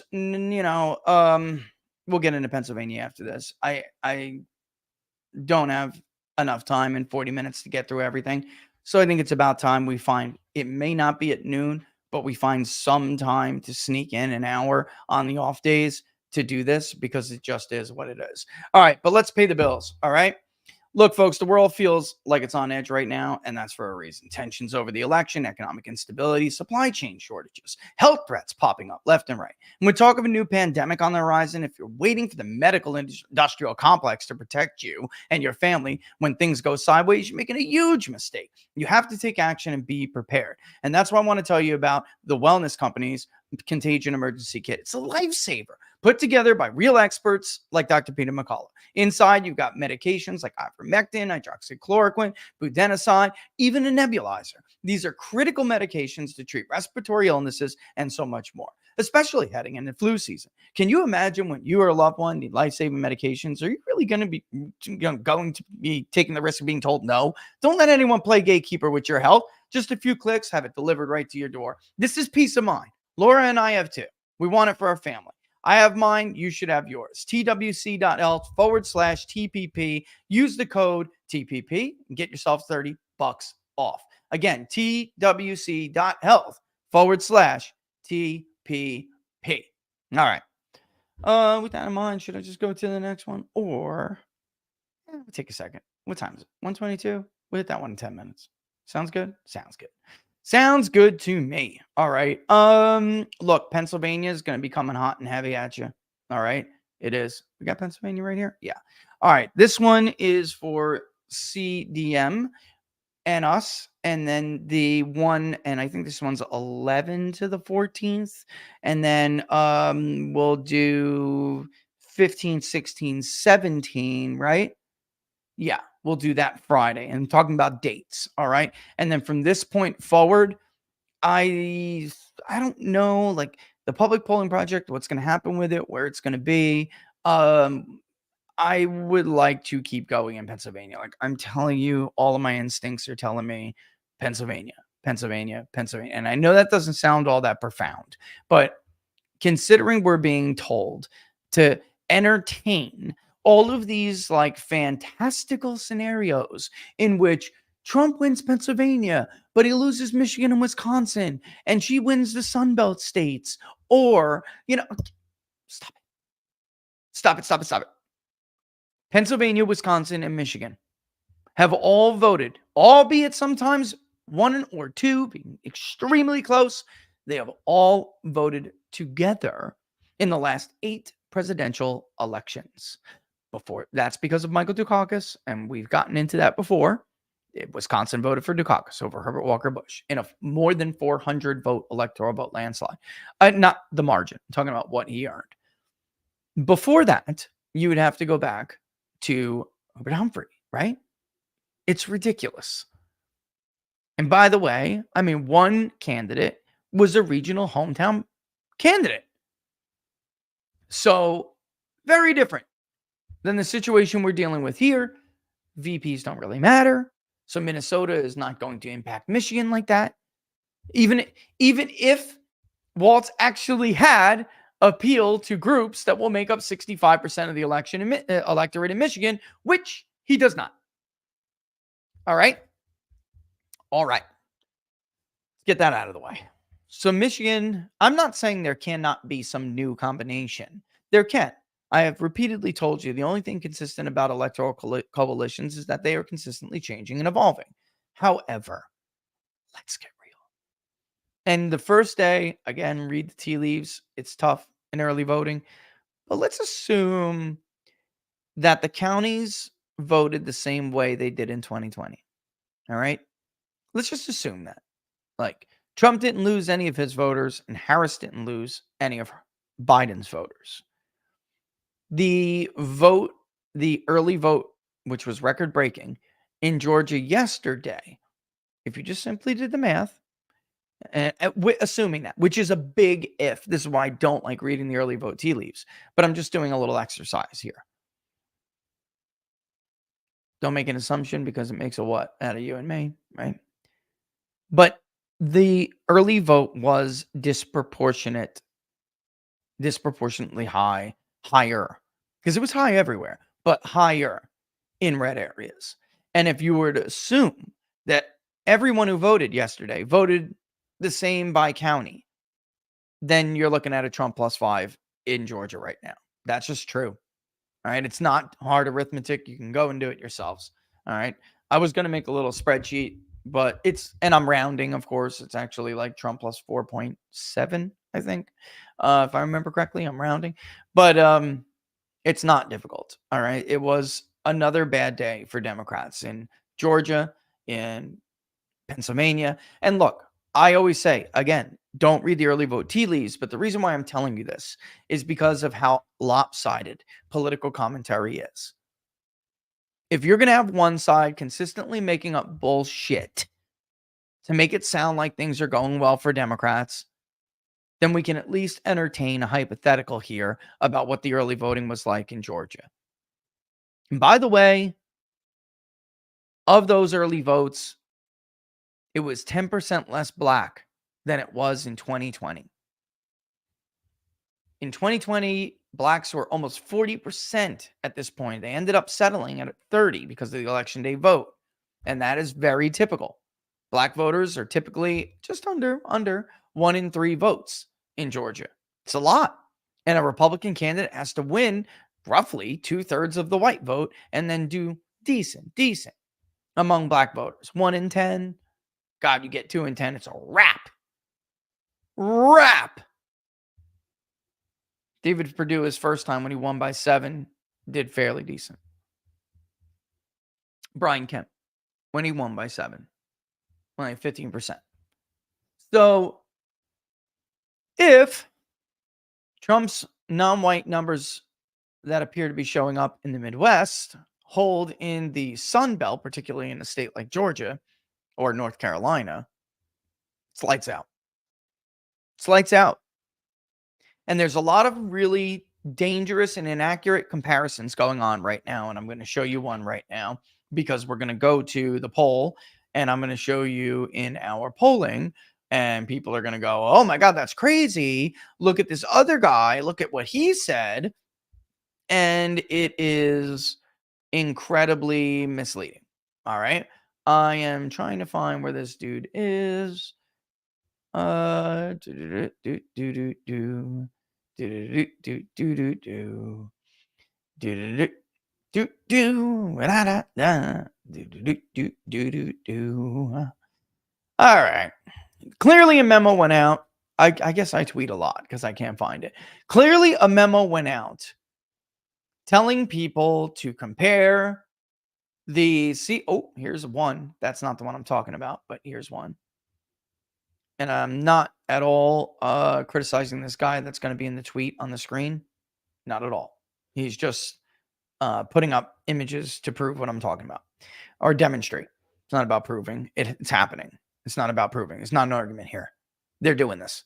Clearly a memo went out to Democrats and their surrogates to do what CBS did. CBS led the way. Good job, CBS. Good job. I'm telling you, these are in-kind, illegal, in-kind campaign contributions. When media outlets do this and lend assistance to a party, right? Now, all of a sudden, the Harris campaign and their surrogates follow the CBS message as if it's not coordinated. It obviously is very coordinated. And oh, right, who heads up CBS again? Right. And who is friends with that person? Anyway, moving on. This is what they're doing. They're showing you images like this, for instance, and everybody and their mother is quoting them. Okay. The New York Times, this guy Eric Doherty tweets, latest CBS News poll finds no shifts from black voters to Trump versus Biden 2020. New York Times Siena, however, did find a shift. The thoughts? Well, I will explain this right now. It's because everybody who did that, starting with the CBS poll and has been doing it since, is not comparing apples to oranges. I mean, apples to apples. They're comparing apples to oranges. The CBS News YouGov poll in 2020 did not find Donald Trump getting 12% of the black vote. The exit polls did, which was an outperformance of every single poll. The CBS News YouGov poll had Donald Trump at 6% and 4%, depending on the ballot scenario. That link now has been made private, and you can no longer view it. Go to Real Clear Politics, click on the link, and it's going to pop up a Google thing saying you do not have permission to view this document. I wonder why they would do that. Comparing apples to apples, Donald Trump has tripled his support nearly among black voters from CBS News YouGov poll to CBS News YouGov poll. The reason why the New York Times, quote, did find a shift is because the New York Times did not compare their poll to the exit poll. They compared their poll to their final poll in 2020. And guess what?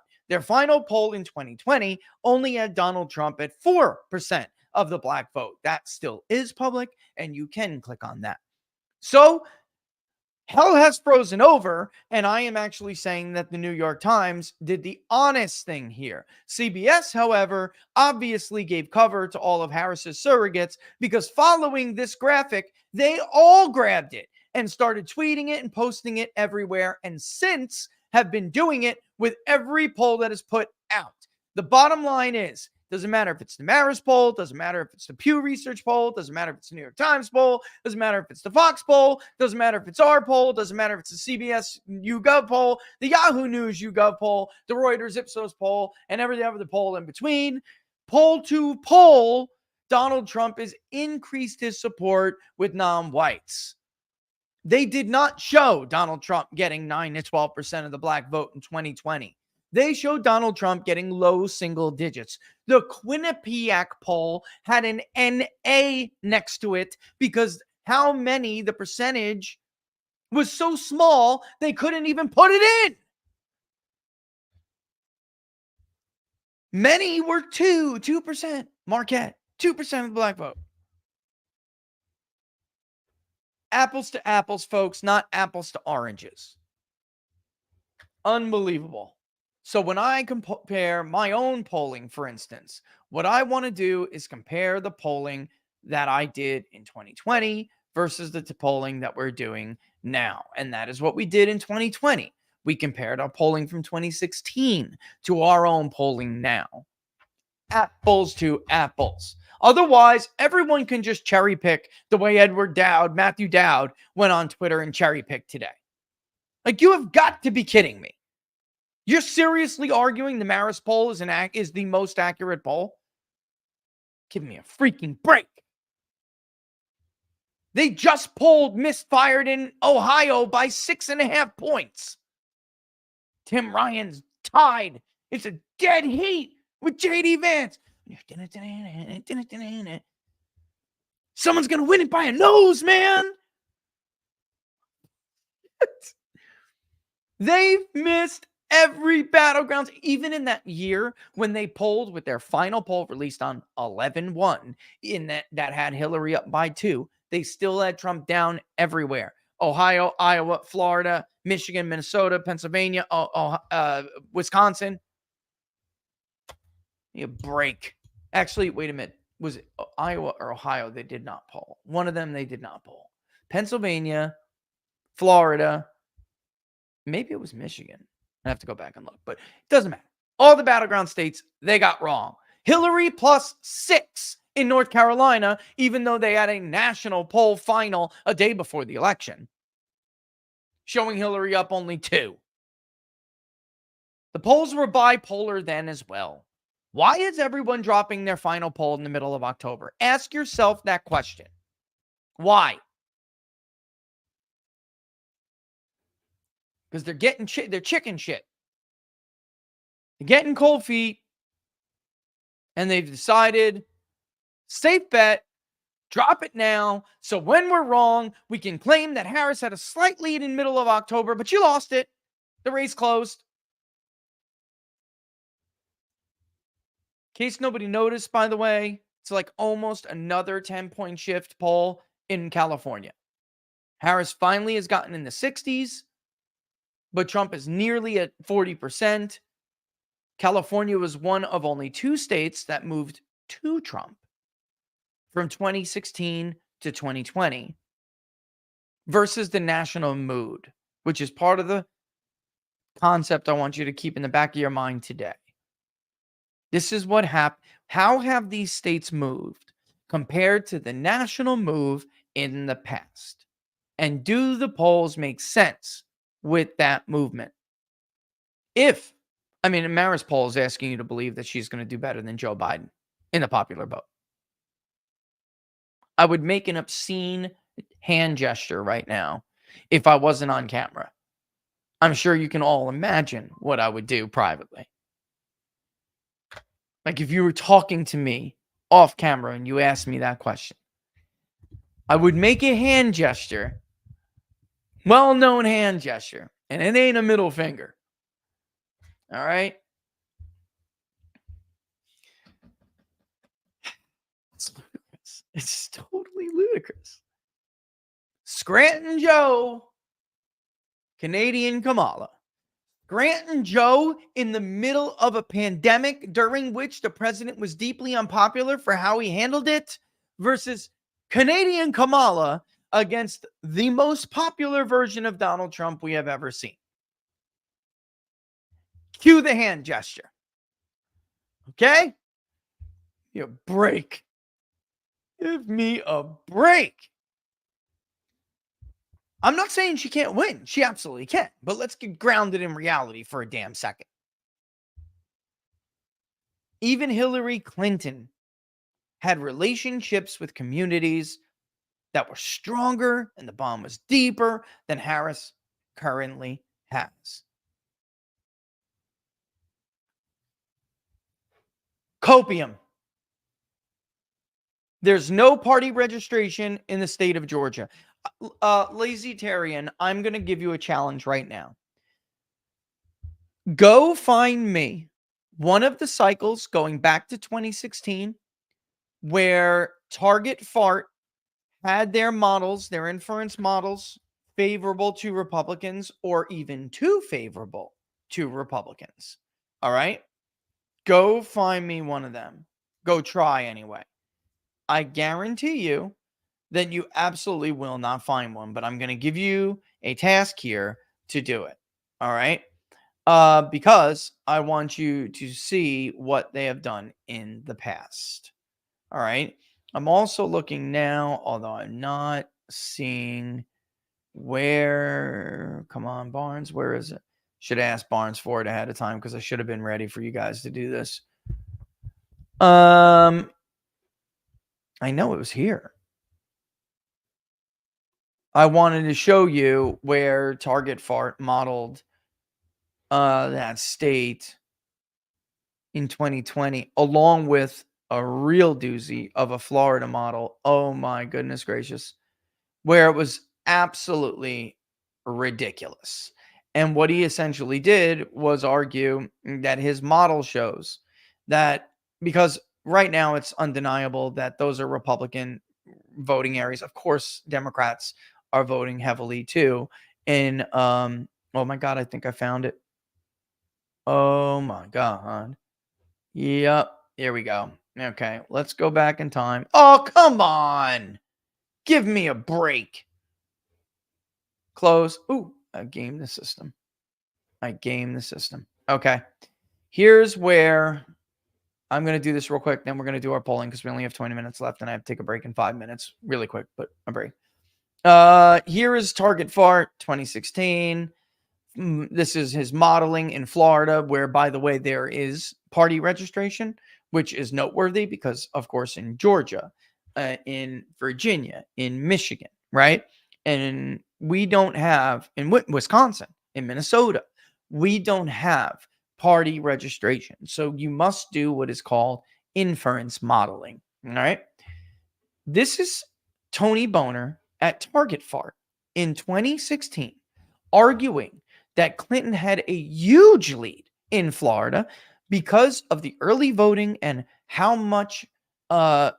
many Republicans, look at it, strong GOP support. It's like we just forget about this every year and go on as if these freaking people are credible or something. All right. We had a fight. Tony Boner, or Mr. Boner from Target Fart, finally blocked me in 2021 because we argued before the election about his inference modeling in the gubernatorial election. And he was saying my poll was fake and low quality GOP polling, which everyone knows I hate the Republican Party. I hate being labeled a Republican pollster because I hate the Republican Party. All right. Shows how much they think they know me. But in any event, I was like, dude, you're going to be wrong. And I just want an apology when you're going to be wrong. When he was wrong and we basically nailed the gubernatorial election, I asked for an apology and he blocked me.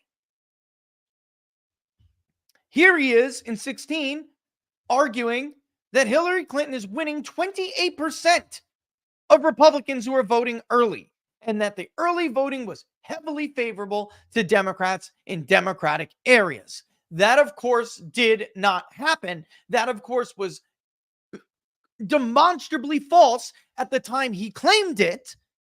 Because if you want to think that Pinellas County is a Democratic area, then you can assume you're being subjective and you are making an assumption that you know nothing about. He is part of the early he may be like the leader of the early vote tea leaf grifter club.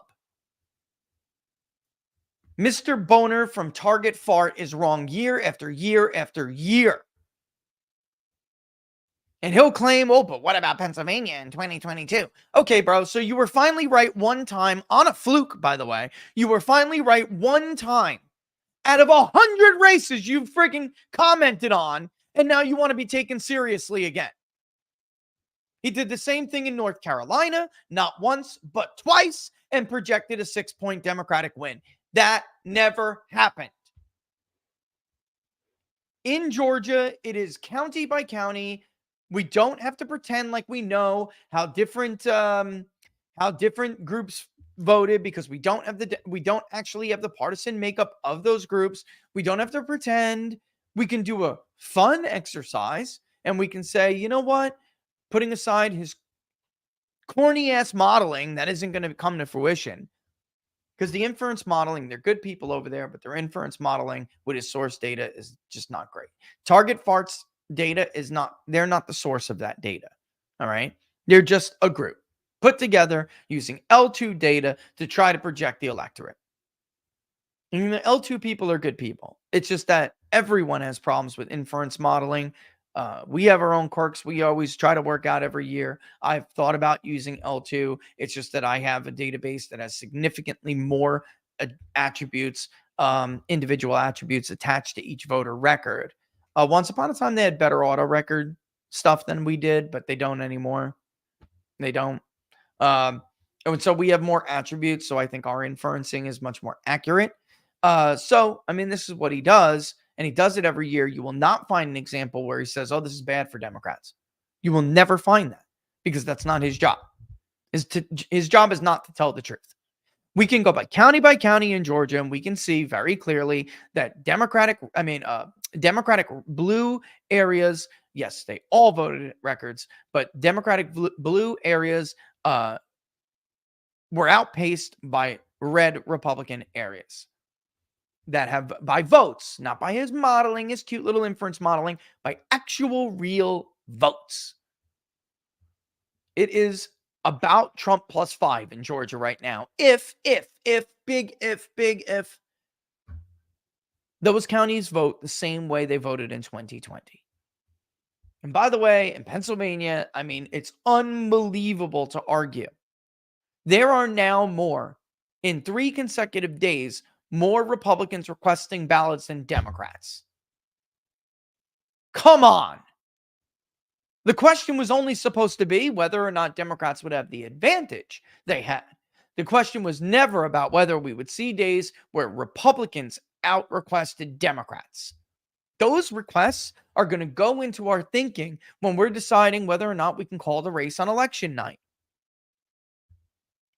All right. It's 1:45. Let's take another quick break real quick, and we'll talk about Pennsylvania when we come back. All right. All right. Like I said, really unstable in the world right now. So, of course, it is no surprise, and you shouldn't be shocked if you're thinking it yourself, that people are looking for ways to protect their value and their wealth. All right. And look, that's why I want to talk to you about the folks at Freedom Gold. All right. They are hands down the coolest guys I've ever worked with over in this industry. All right. But they really are all about helping you make a confident decision. So they will spend a lot more time with you, making sure that they answer your questions. And there is no hard sell, which is huge. Bottom line, too, all of these places have minimum investment requirements. Many are 50 grand, 20 grand, 10 grand. Even if Freedom Gold, it's 5, but not for you guys. It's been reduced to just 500. All right. And you will still get all the perks of setting up, taking advantage of one of their other deals. That includes free shipping and insurance on all orders. If you do take advantage, you will get thrown into a prize pool and someone's going to win free currency. We've announced 2 winners for the last 2 months, and we're going to do it again. All right. Also, if you open a new gold or silver IRA, you will get a $500 credit. I mean, I could go on and on, but you should definitely just go to freedomgoldusa.com/rich and see what deal you may qualify for, even beyond that. You can also give them a call, 888-279-3592, 888-279-3592. That number, like the website URL, is specifically for us and our viewers and our listeners, but it doesn't hurt to tell them, hey, Rich, the People's Pundit, sent me. All right. And they'll take real good care of you over there. All right. Good guys. Make sure they answer all your questions, which they'll be happy to do. Again, freedomgoldusa.com/rich, freedomgoldusa.com/rich, or 888-279-3592. All right. Let's check out Pennsylvania. By the way, did you notice how abysmal Joe Biden's approval rating was in that state? Same ditto here. And he is doing, it's weird. Once upon a time, Biden was doing better with likely voters than he was with the registered voter and adult samples. And sometimes he would even edge out a little bit of a lead in some polls based on it. That's no longer the case for Harris. All right. Not universally anyway. Not universally. And to add to that, it does still appear that Biden does better with his approval rating with the likely voter sample. Yet it's not translating into greater support for Harris. It's very weird. I mean, but then again, we're only talking about marginal changes. It's just that for sure it looks like that there is a new holy shit. Oh my god, pardon my French. That's the final Gallup ID. You do realize that, right? I think that's their final. Oh my god.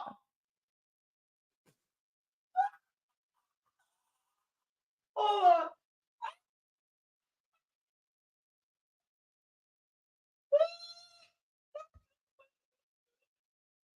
oh, Maris, what have you done? D plus 7?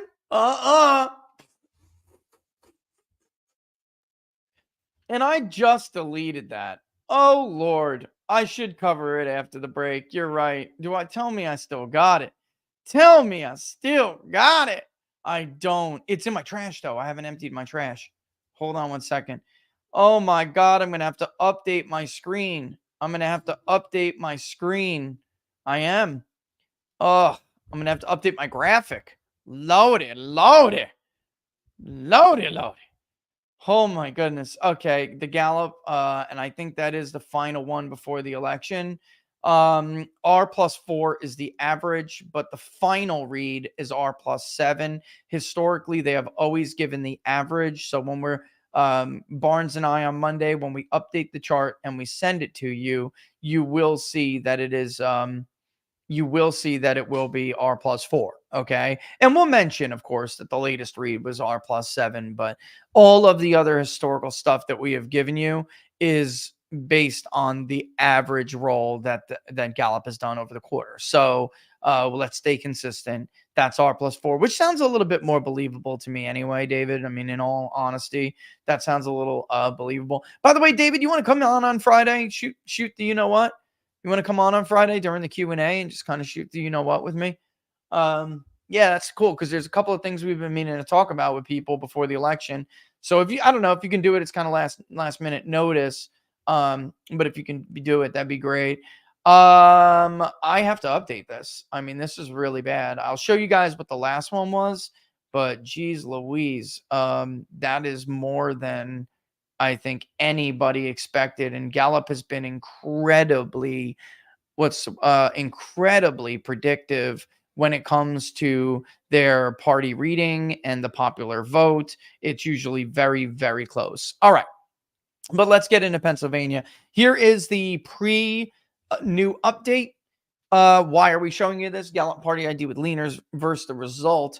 A final result to be determined is no longer to be determined. We now know that it is R+4.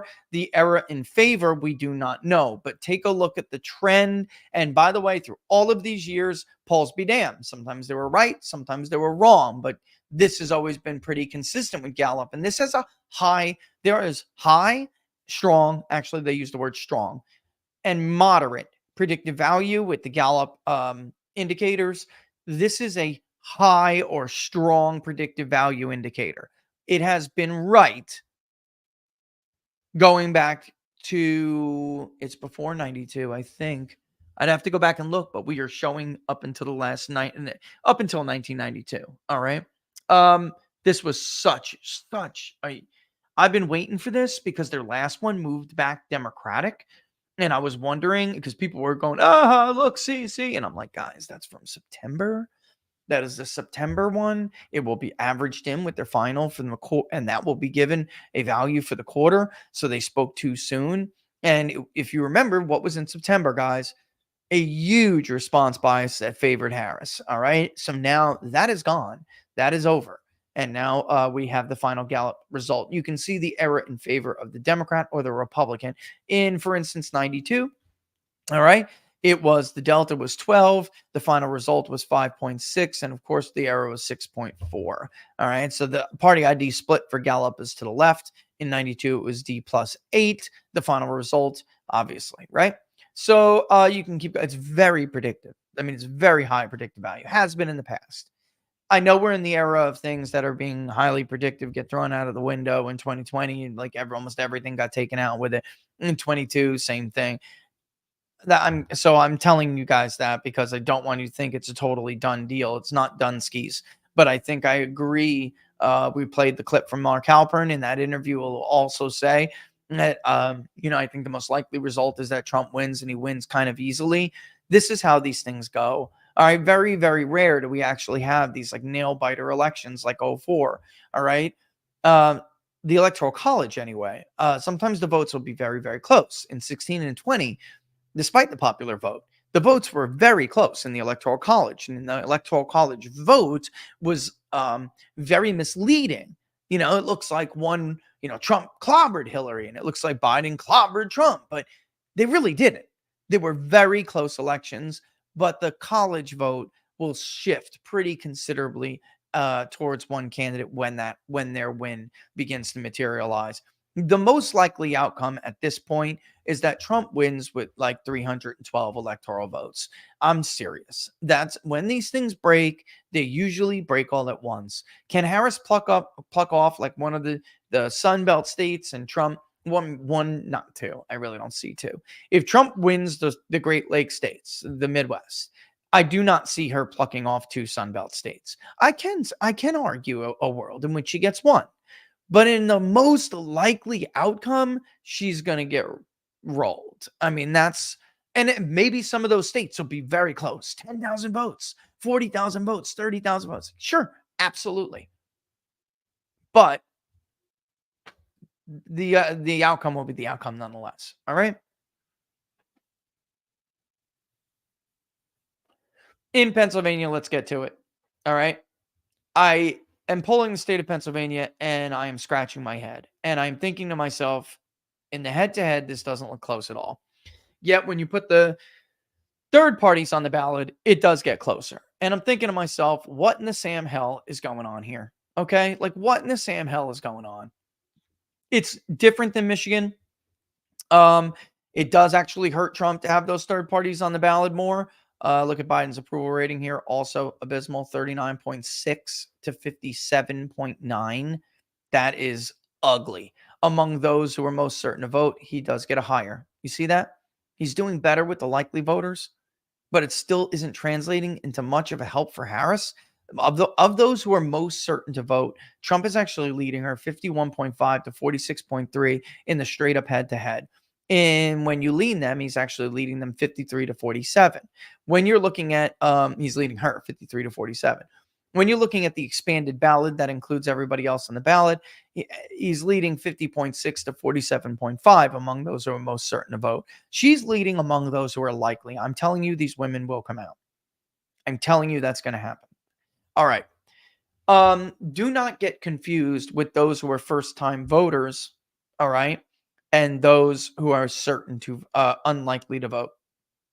Actually, in truth, you can see Harris winning the certain not to vote, and a bunch of those people told us they voted in 2020.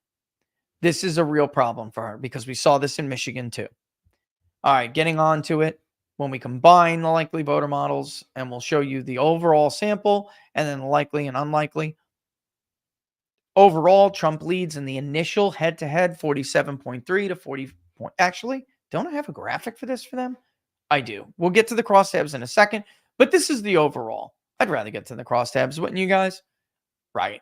So, I mean, that's a great example of like what it is overall head-to-head, but this is the way it is. Let's get to, I like inside the numbers, right? That's the name of the show. Let's do it. All right. Among likely voters, however, Trump leads 49.6 to 46.5 without leaning people in the head-to-head. This is very problematic for Harris. He's immediately at 50% among the most likely of us to vote, but without getting to the decideds. In Pennsylvania, she's doing better with the undecideds, yet it's just not enough. 51.8 to 48.2. This is an example of if people are off the ballot. Remember, everybody thought Trump would not be able to beat Biden in Pennsylvania because he'd be capped. And Joe Jorgensen actually pulled a vote that otherwise clearly would have went to Donald Trump. All right. And that is not the case in some of these other states. And in 16, I argued, don't think because it's Gary Johnson those votes would have went to Donald Trump. That's not true. Many of them would have went to Hillary Clinton, state depending for sure. In Pennsylvania, Trump is stronger with less people on the ballot. If you make people choose between him and Harris alone, he does better. All right. Now in Michigan, it's the other story. That's weird. I know. But we've polled these states how many times now this cycle? With Harris, without Harris, with Biden, without Biden. It's the same story every time. Third-party candidates hurt Trump in Pennsylvania. All right. All right. So here we go. Moving down the line with the third-party voters on the ballot. The race gets very close. Trump only leads by 1.1, 47.5 to 46.4. Among those who are most likely to vote, however, 49 flat to 47.5. So it's like a tiny bit of an advantage up. When you lean these people with the full ballot, Trump's lead falls to 48.1 to 47.4. Among likely voters, however, he still maintains a 1.2% lead, with him edging to 50% when you round, 49.5 to 48.3. A very, very, very close race again, but one where we see Trump's has an edge, all right? If you go to by area type, look at that urban number.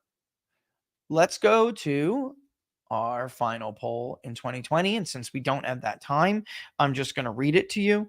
All right. Keystone State Battleground poll 2020. There we go. 28.6%. That was his urban vote share in our poll in 2020. Joe Biden 64.1, Donald Trump 28.6. In the suburbs, Biden by 5, 49.8 to 44.5. In the rural areas, Trump 58.7 to Biden 34.5. I mean, geez, guys. That's a hell of a shift. Now, the urban areas are Harris before undecideds 55.7 to 39.5. And then, so that's a huge jump for Trump in urban areas. In the suburbs, Trump 46.7, Harris 46.1. Of course, when leaned, it's about even. Harris 50.3 to Trump 49.3. And again, Trump outperformed the polls in Pennsylvania in the burbs. We keep hearing about the suburban woman. She's doing best among suburban. No bullshit.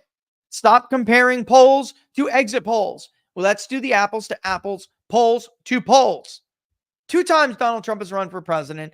Both times he was underpolled among women and suburban voters overall. Donald Trump actually won suburban voters in Pennsylvania by a handful of points, about 3 points. You did not know that, however, if you were looking at the polls heading into it, because the polls had Biden winning the burbs overwhelmingly. We had Biden winning the burbs by 5. He lost them by 3. Rural voters are now 63.6 when lean to 36.4. Way bigger than what we saw against Joe Biden. When you look at the full ballot scenario, we're looking at not much of a drop at all for Donald Trump in urban areas. He's still sitting in the high 30s. Even when decided, the burbs do lean a little bit more to Harris, but listen, it's 2 points. And if past his prologue, he'll do better again. That's not enough. 59.1 to 33.7 in the rural areas. Now let's look by region. We oversampled to some of these areas because I'm stunned at the vote share. I do not think Donald Trump is going to get in the 30s in Philadelphia, but he is sitting at 31.5%. That is crazy to me, considering when I had him at 22% in 2020, I thought it was already insane.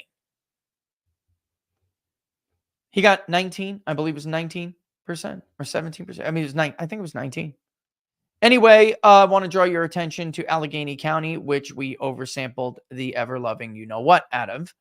And you will see that Donald Trump head-to-head against Harris is getting 37.8%. Harris is getting 55.1% with 7% undecided. You want to know what's interesting about that margin?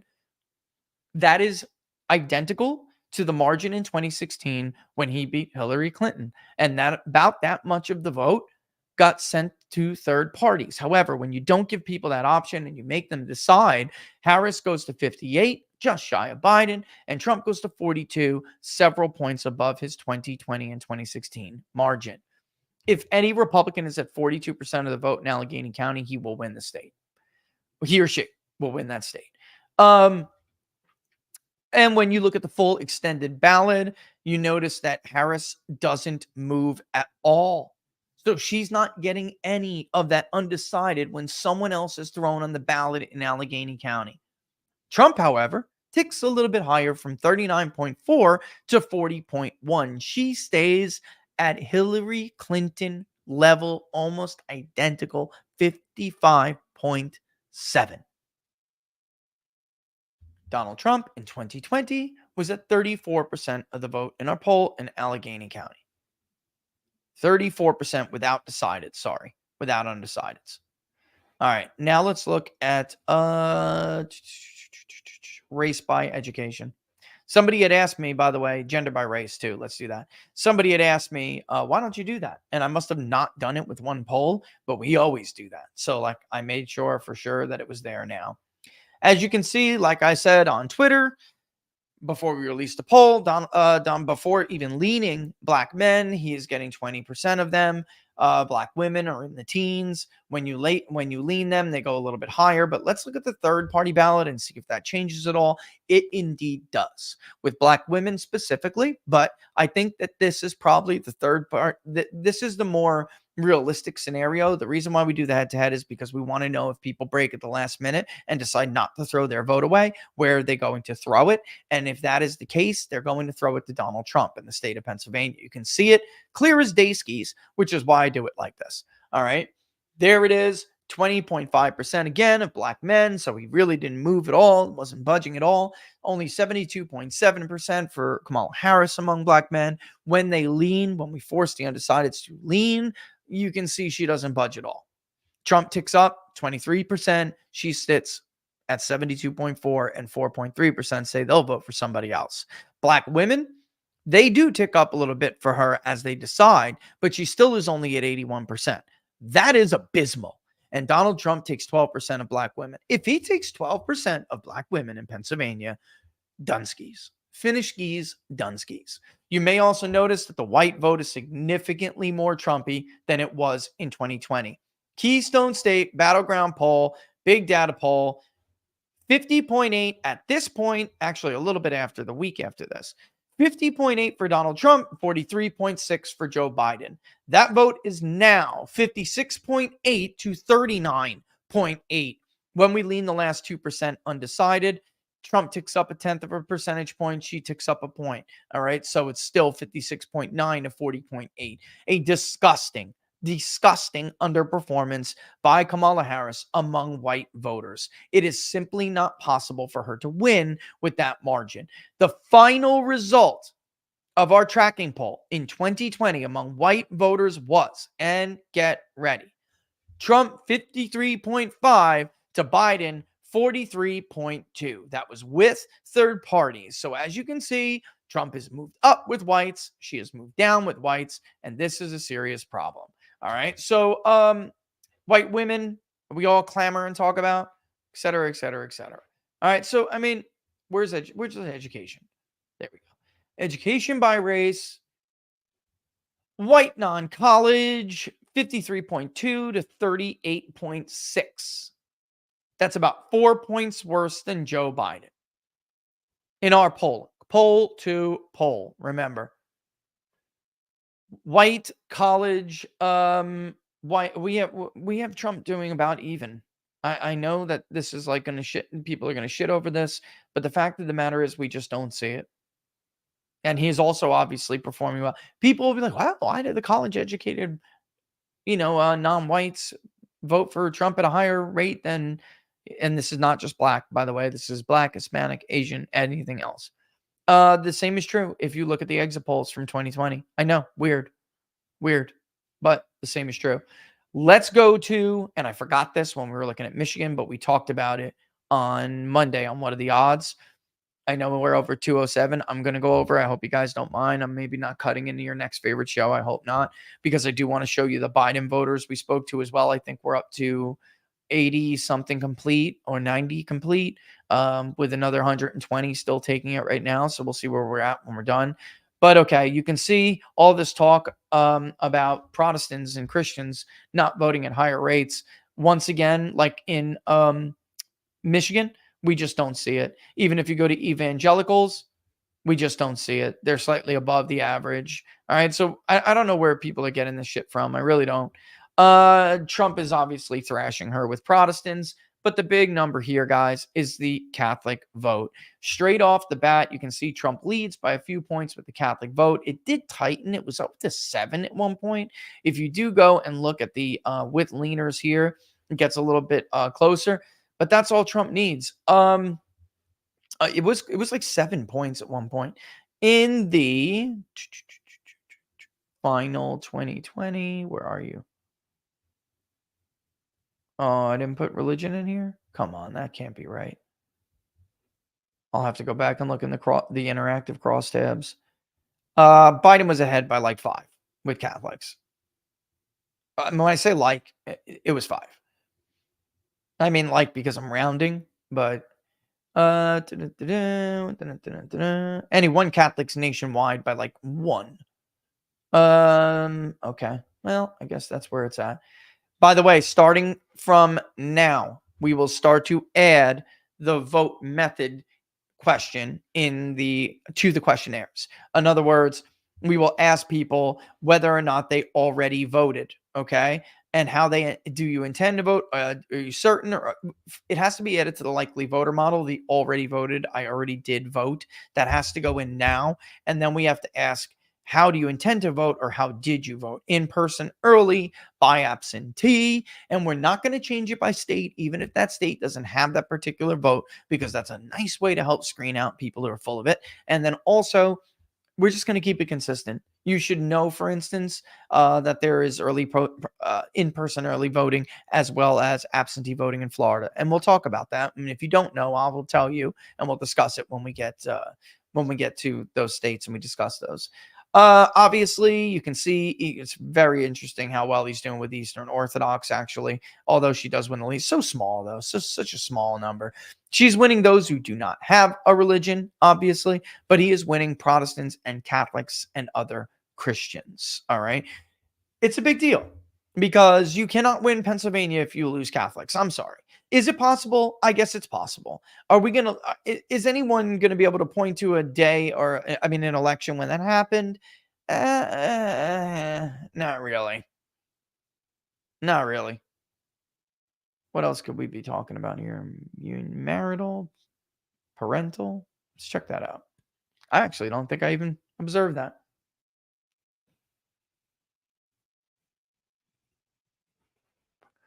Much closer with those who have school-age children who are under 18.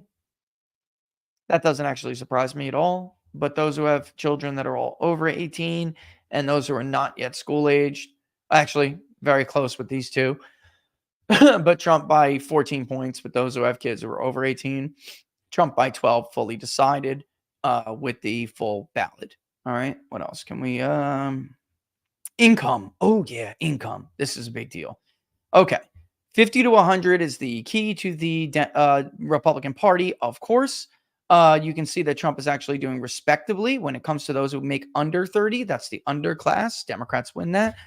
30 to 50 is partly in of it, in Pennsylvania and some of these Rust Belt states. That's why it's always so difficult for Republicans to win them, because they don't vote the way they vote nationwide. All right. But here's something that's key.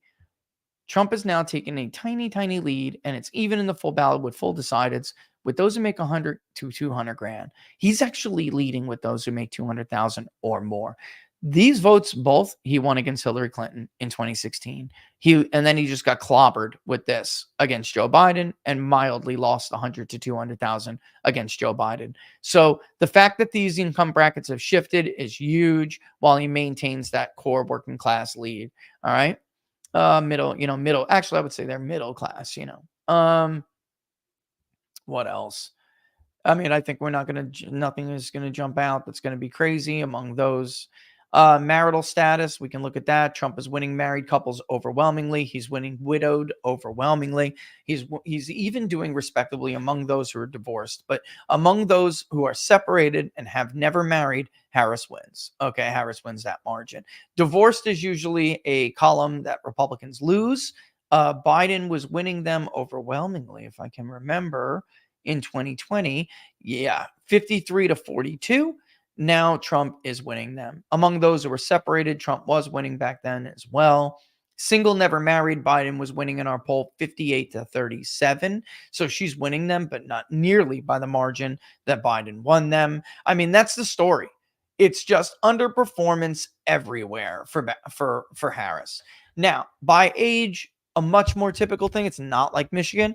Much more typical results when you don't lean the undecideds. Trump is doing actually very well with some young people, but when you lean them, Harris is winning them, and you can see that. All right. Here's the lean. It actually breaks pretty evenly. However, when you throw a third party candidates on the ballot and combine that vote share, Harris will take the lead because some of Trump's voters, this is why I told you it hurts him in Pennsylvania, some of Trump's voters will actually throw that vote away. But he's doing much better than he did against Biden. And then ditto when it comes to seniors. He ended up winning seniors in Pennsylvania, even though they were polling for Biden in 2020. Polls showed that Biden was going to win seniors in Pennsylvania. It is big because they are 25 to 30% of the electorate. Pennsylvania is actually a very senior heavy vote.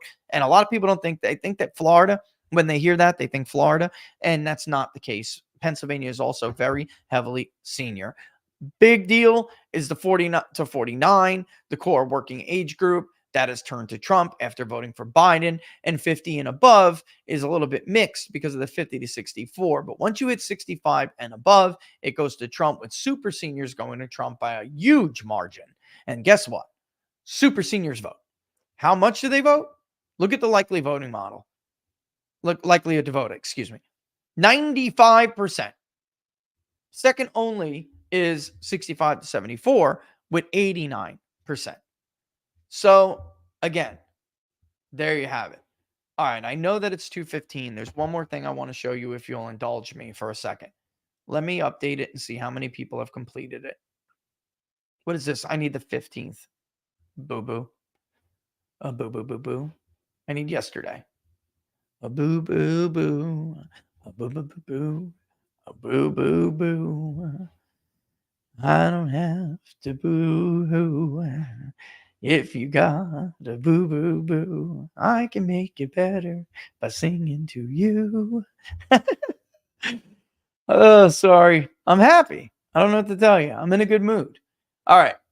This is the 15th. Is that all that's completed it? How many are still doing it? Hold on one second. Oh, that's it? Okay, let's do completes first. This is targeting Biden voters, people we thought were likely to have voted for Biden. All right. And when we get to it, and it's only Pennsylvania. All right. This is just how certain are you to vote. As you can see, there are Biden voters who are not going to vote this time. All right. There it is right there again. You can see it. 10%. I am not going to vote. All right. I mean, that's ouch. Ouch, ouch, ouch. As you can see, we were actually pretty successful. 67.1% at least admitted to voting for Joe Biden. Only 29.3% said they voted for Trump. Some of them, I believe, are lying. We were targeting people that are demographically like 90% or more likely to have voted for Biden, and yet it only came back 67.1%, which was a little bit shocking to me. Makes me think a good chunk are full of it. They're lying. All right. Which is why I do tell you to be careful with the recalled vote criticisms, because they're not all valid. All right.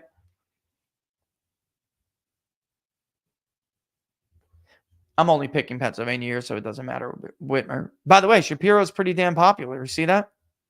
Anyway, moving on. 75, 51, 59, 59.1. Why isn't this in the correct order? Hold on one second.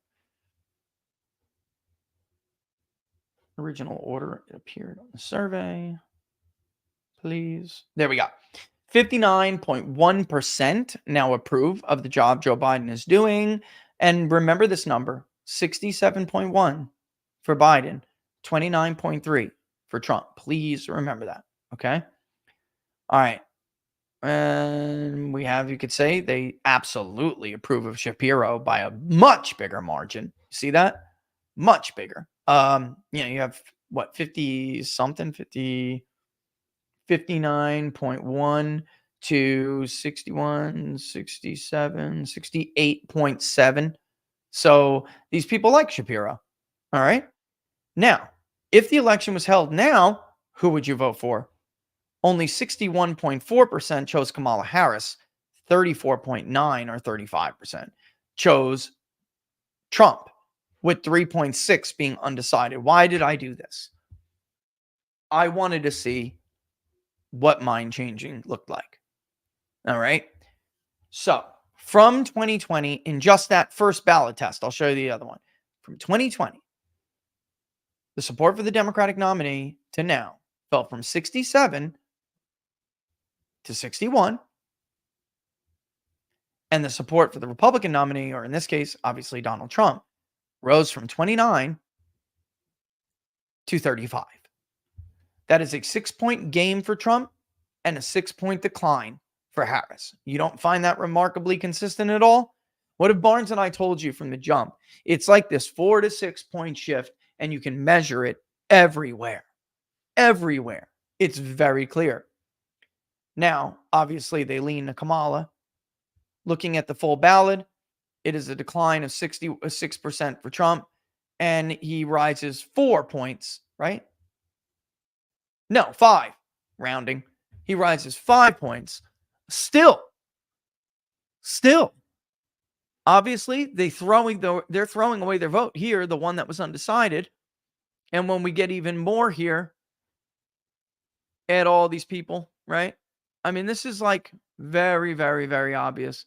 All right. I hope you find that informative, because I sure as hell did. All right. All right. So, it's 2:20. Obviously, I got to boogie. I got to let you boogie. 5 p.m. Eastern Standard Time. Sean Parnell. All right. We'll go over Pennsylvania, obviously, again, but we'll talk about other stuff as well. And then maybe I'll get a chance to show that. Maybe we'll get some more people who have answered by then. All right. And that would be cool if we still see the continuation of that trend. If not, we'll talk about it more on Friday. We will have more new numbers on Friday. And that's just the way it's going to be from here on out. I may keep an eye on my social media, definitely on locals. Locals. All right. The best place to follow me right there. Locals, peoplespundit.locals.com. Even the Public Polling Project. You can get links to it there. Everything. All right. Michigan's, the crosstab's already up. I'm going to drop the Pennsylvania ones up there real soon. I thought I was meant to do it last night. I didn't. And then Friday, we'll get more numbers from Pennsylvania. We'll get updated numbers. We'll also get Florida. All right. So I just have to poll Florida. I have to poll Florida. Florida is my favorite state to poll. I think I'm just going to call it. I'm sorry. I love every state. And so many states are very cool to poll. But Florida is a special little place in my heart. I love it. Love it. It's never let me down, man. It's never let me down. All right. I've just been right so many times in Florida when everybody else was wrong. And of course I lived there for 15 years. I love it. And many things about it I miss. I just needed seasons. All right. I'm sorry. I love the cold that's coming now. I can't go pumpkin picking in 85 degrees. Okay. I can't eat yams and sweat. Just can't do it. I can't put a Christmas tree up and be hot as hell. Hope you forgive me. Well, with that in mind, Sean Parnell, 5 p.m. Eastern Standard Time. Nothing but love for all of you. Thanks so much for supporting the Public Polling Project this year. I know that the economy is not what it was in 2020, when obviously it was more robust, and yet you guys all still made that happen. All right, so I'm going to kick rocks, play the music. Laura's telling me, cut it. I'll see you guys soon, all right? I'm going to do something tomorrow.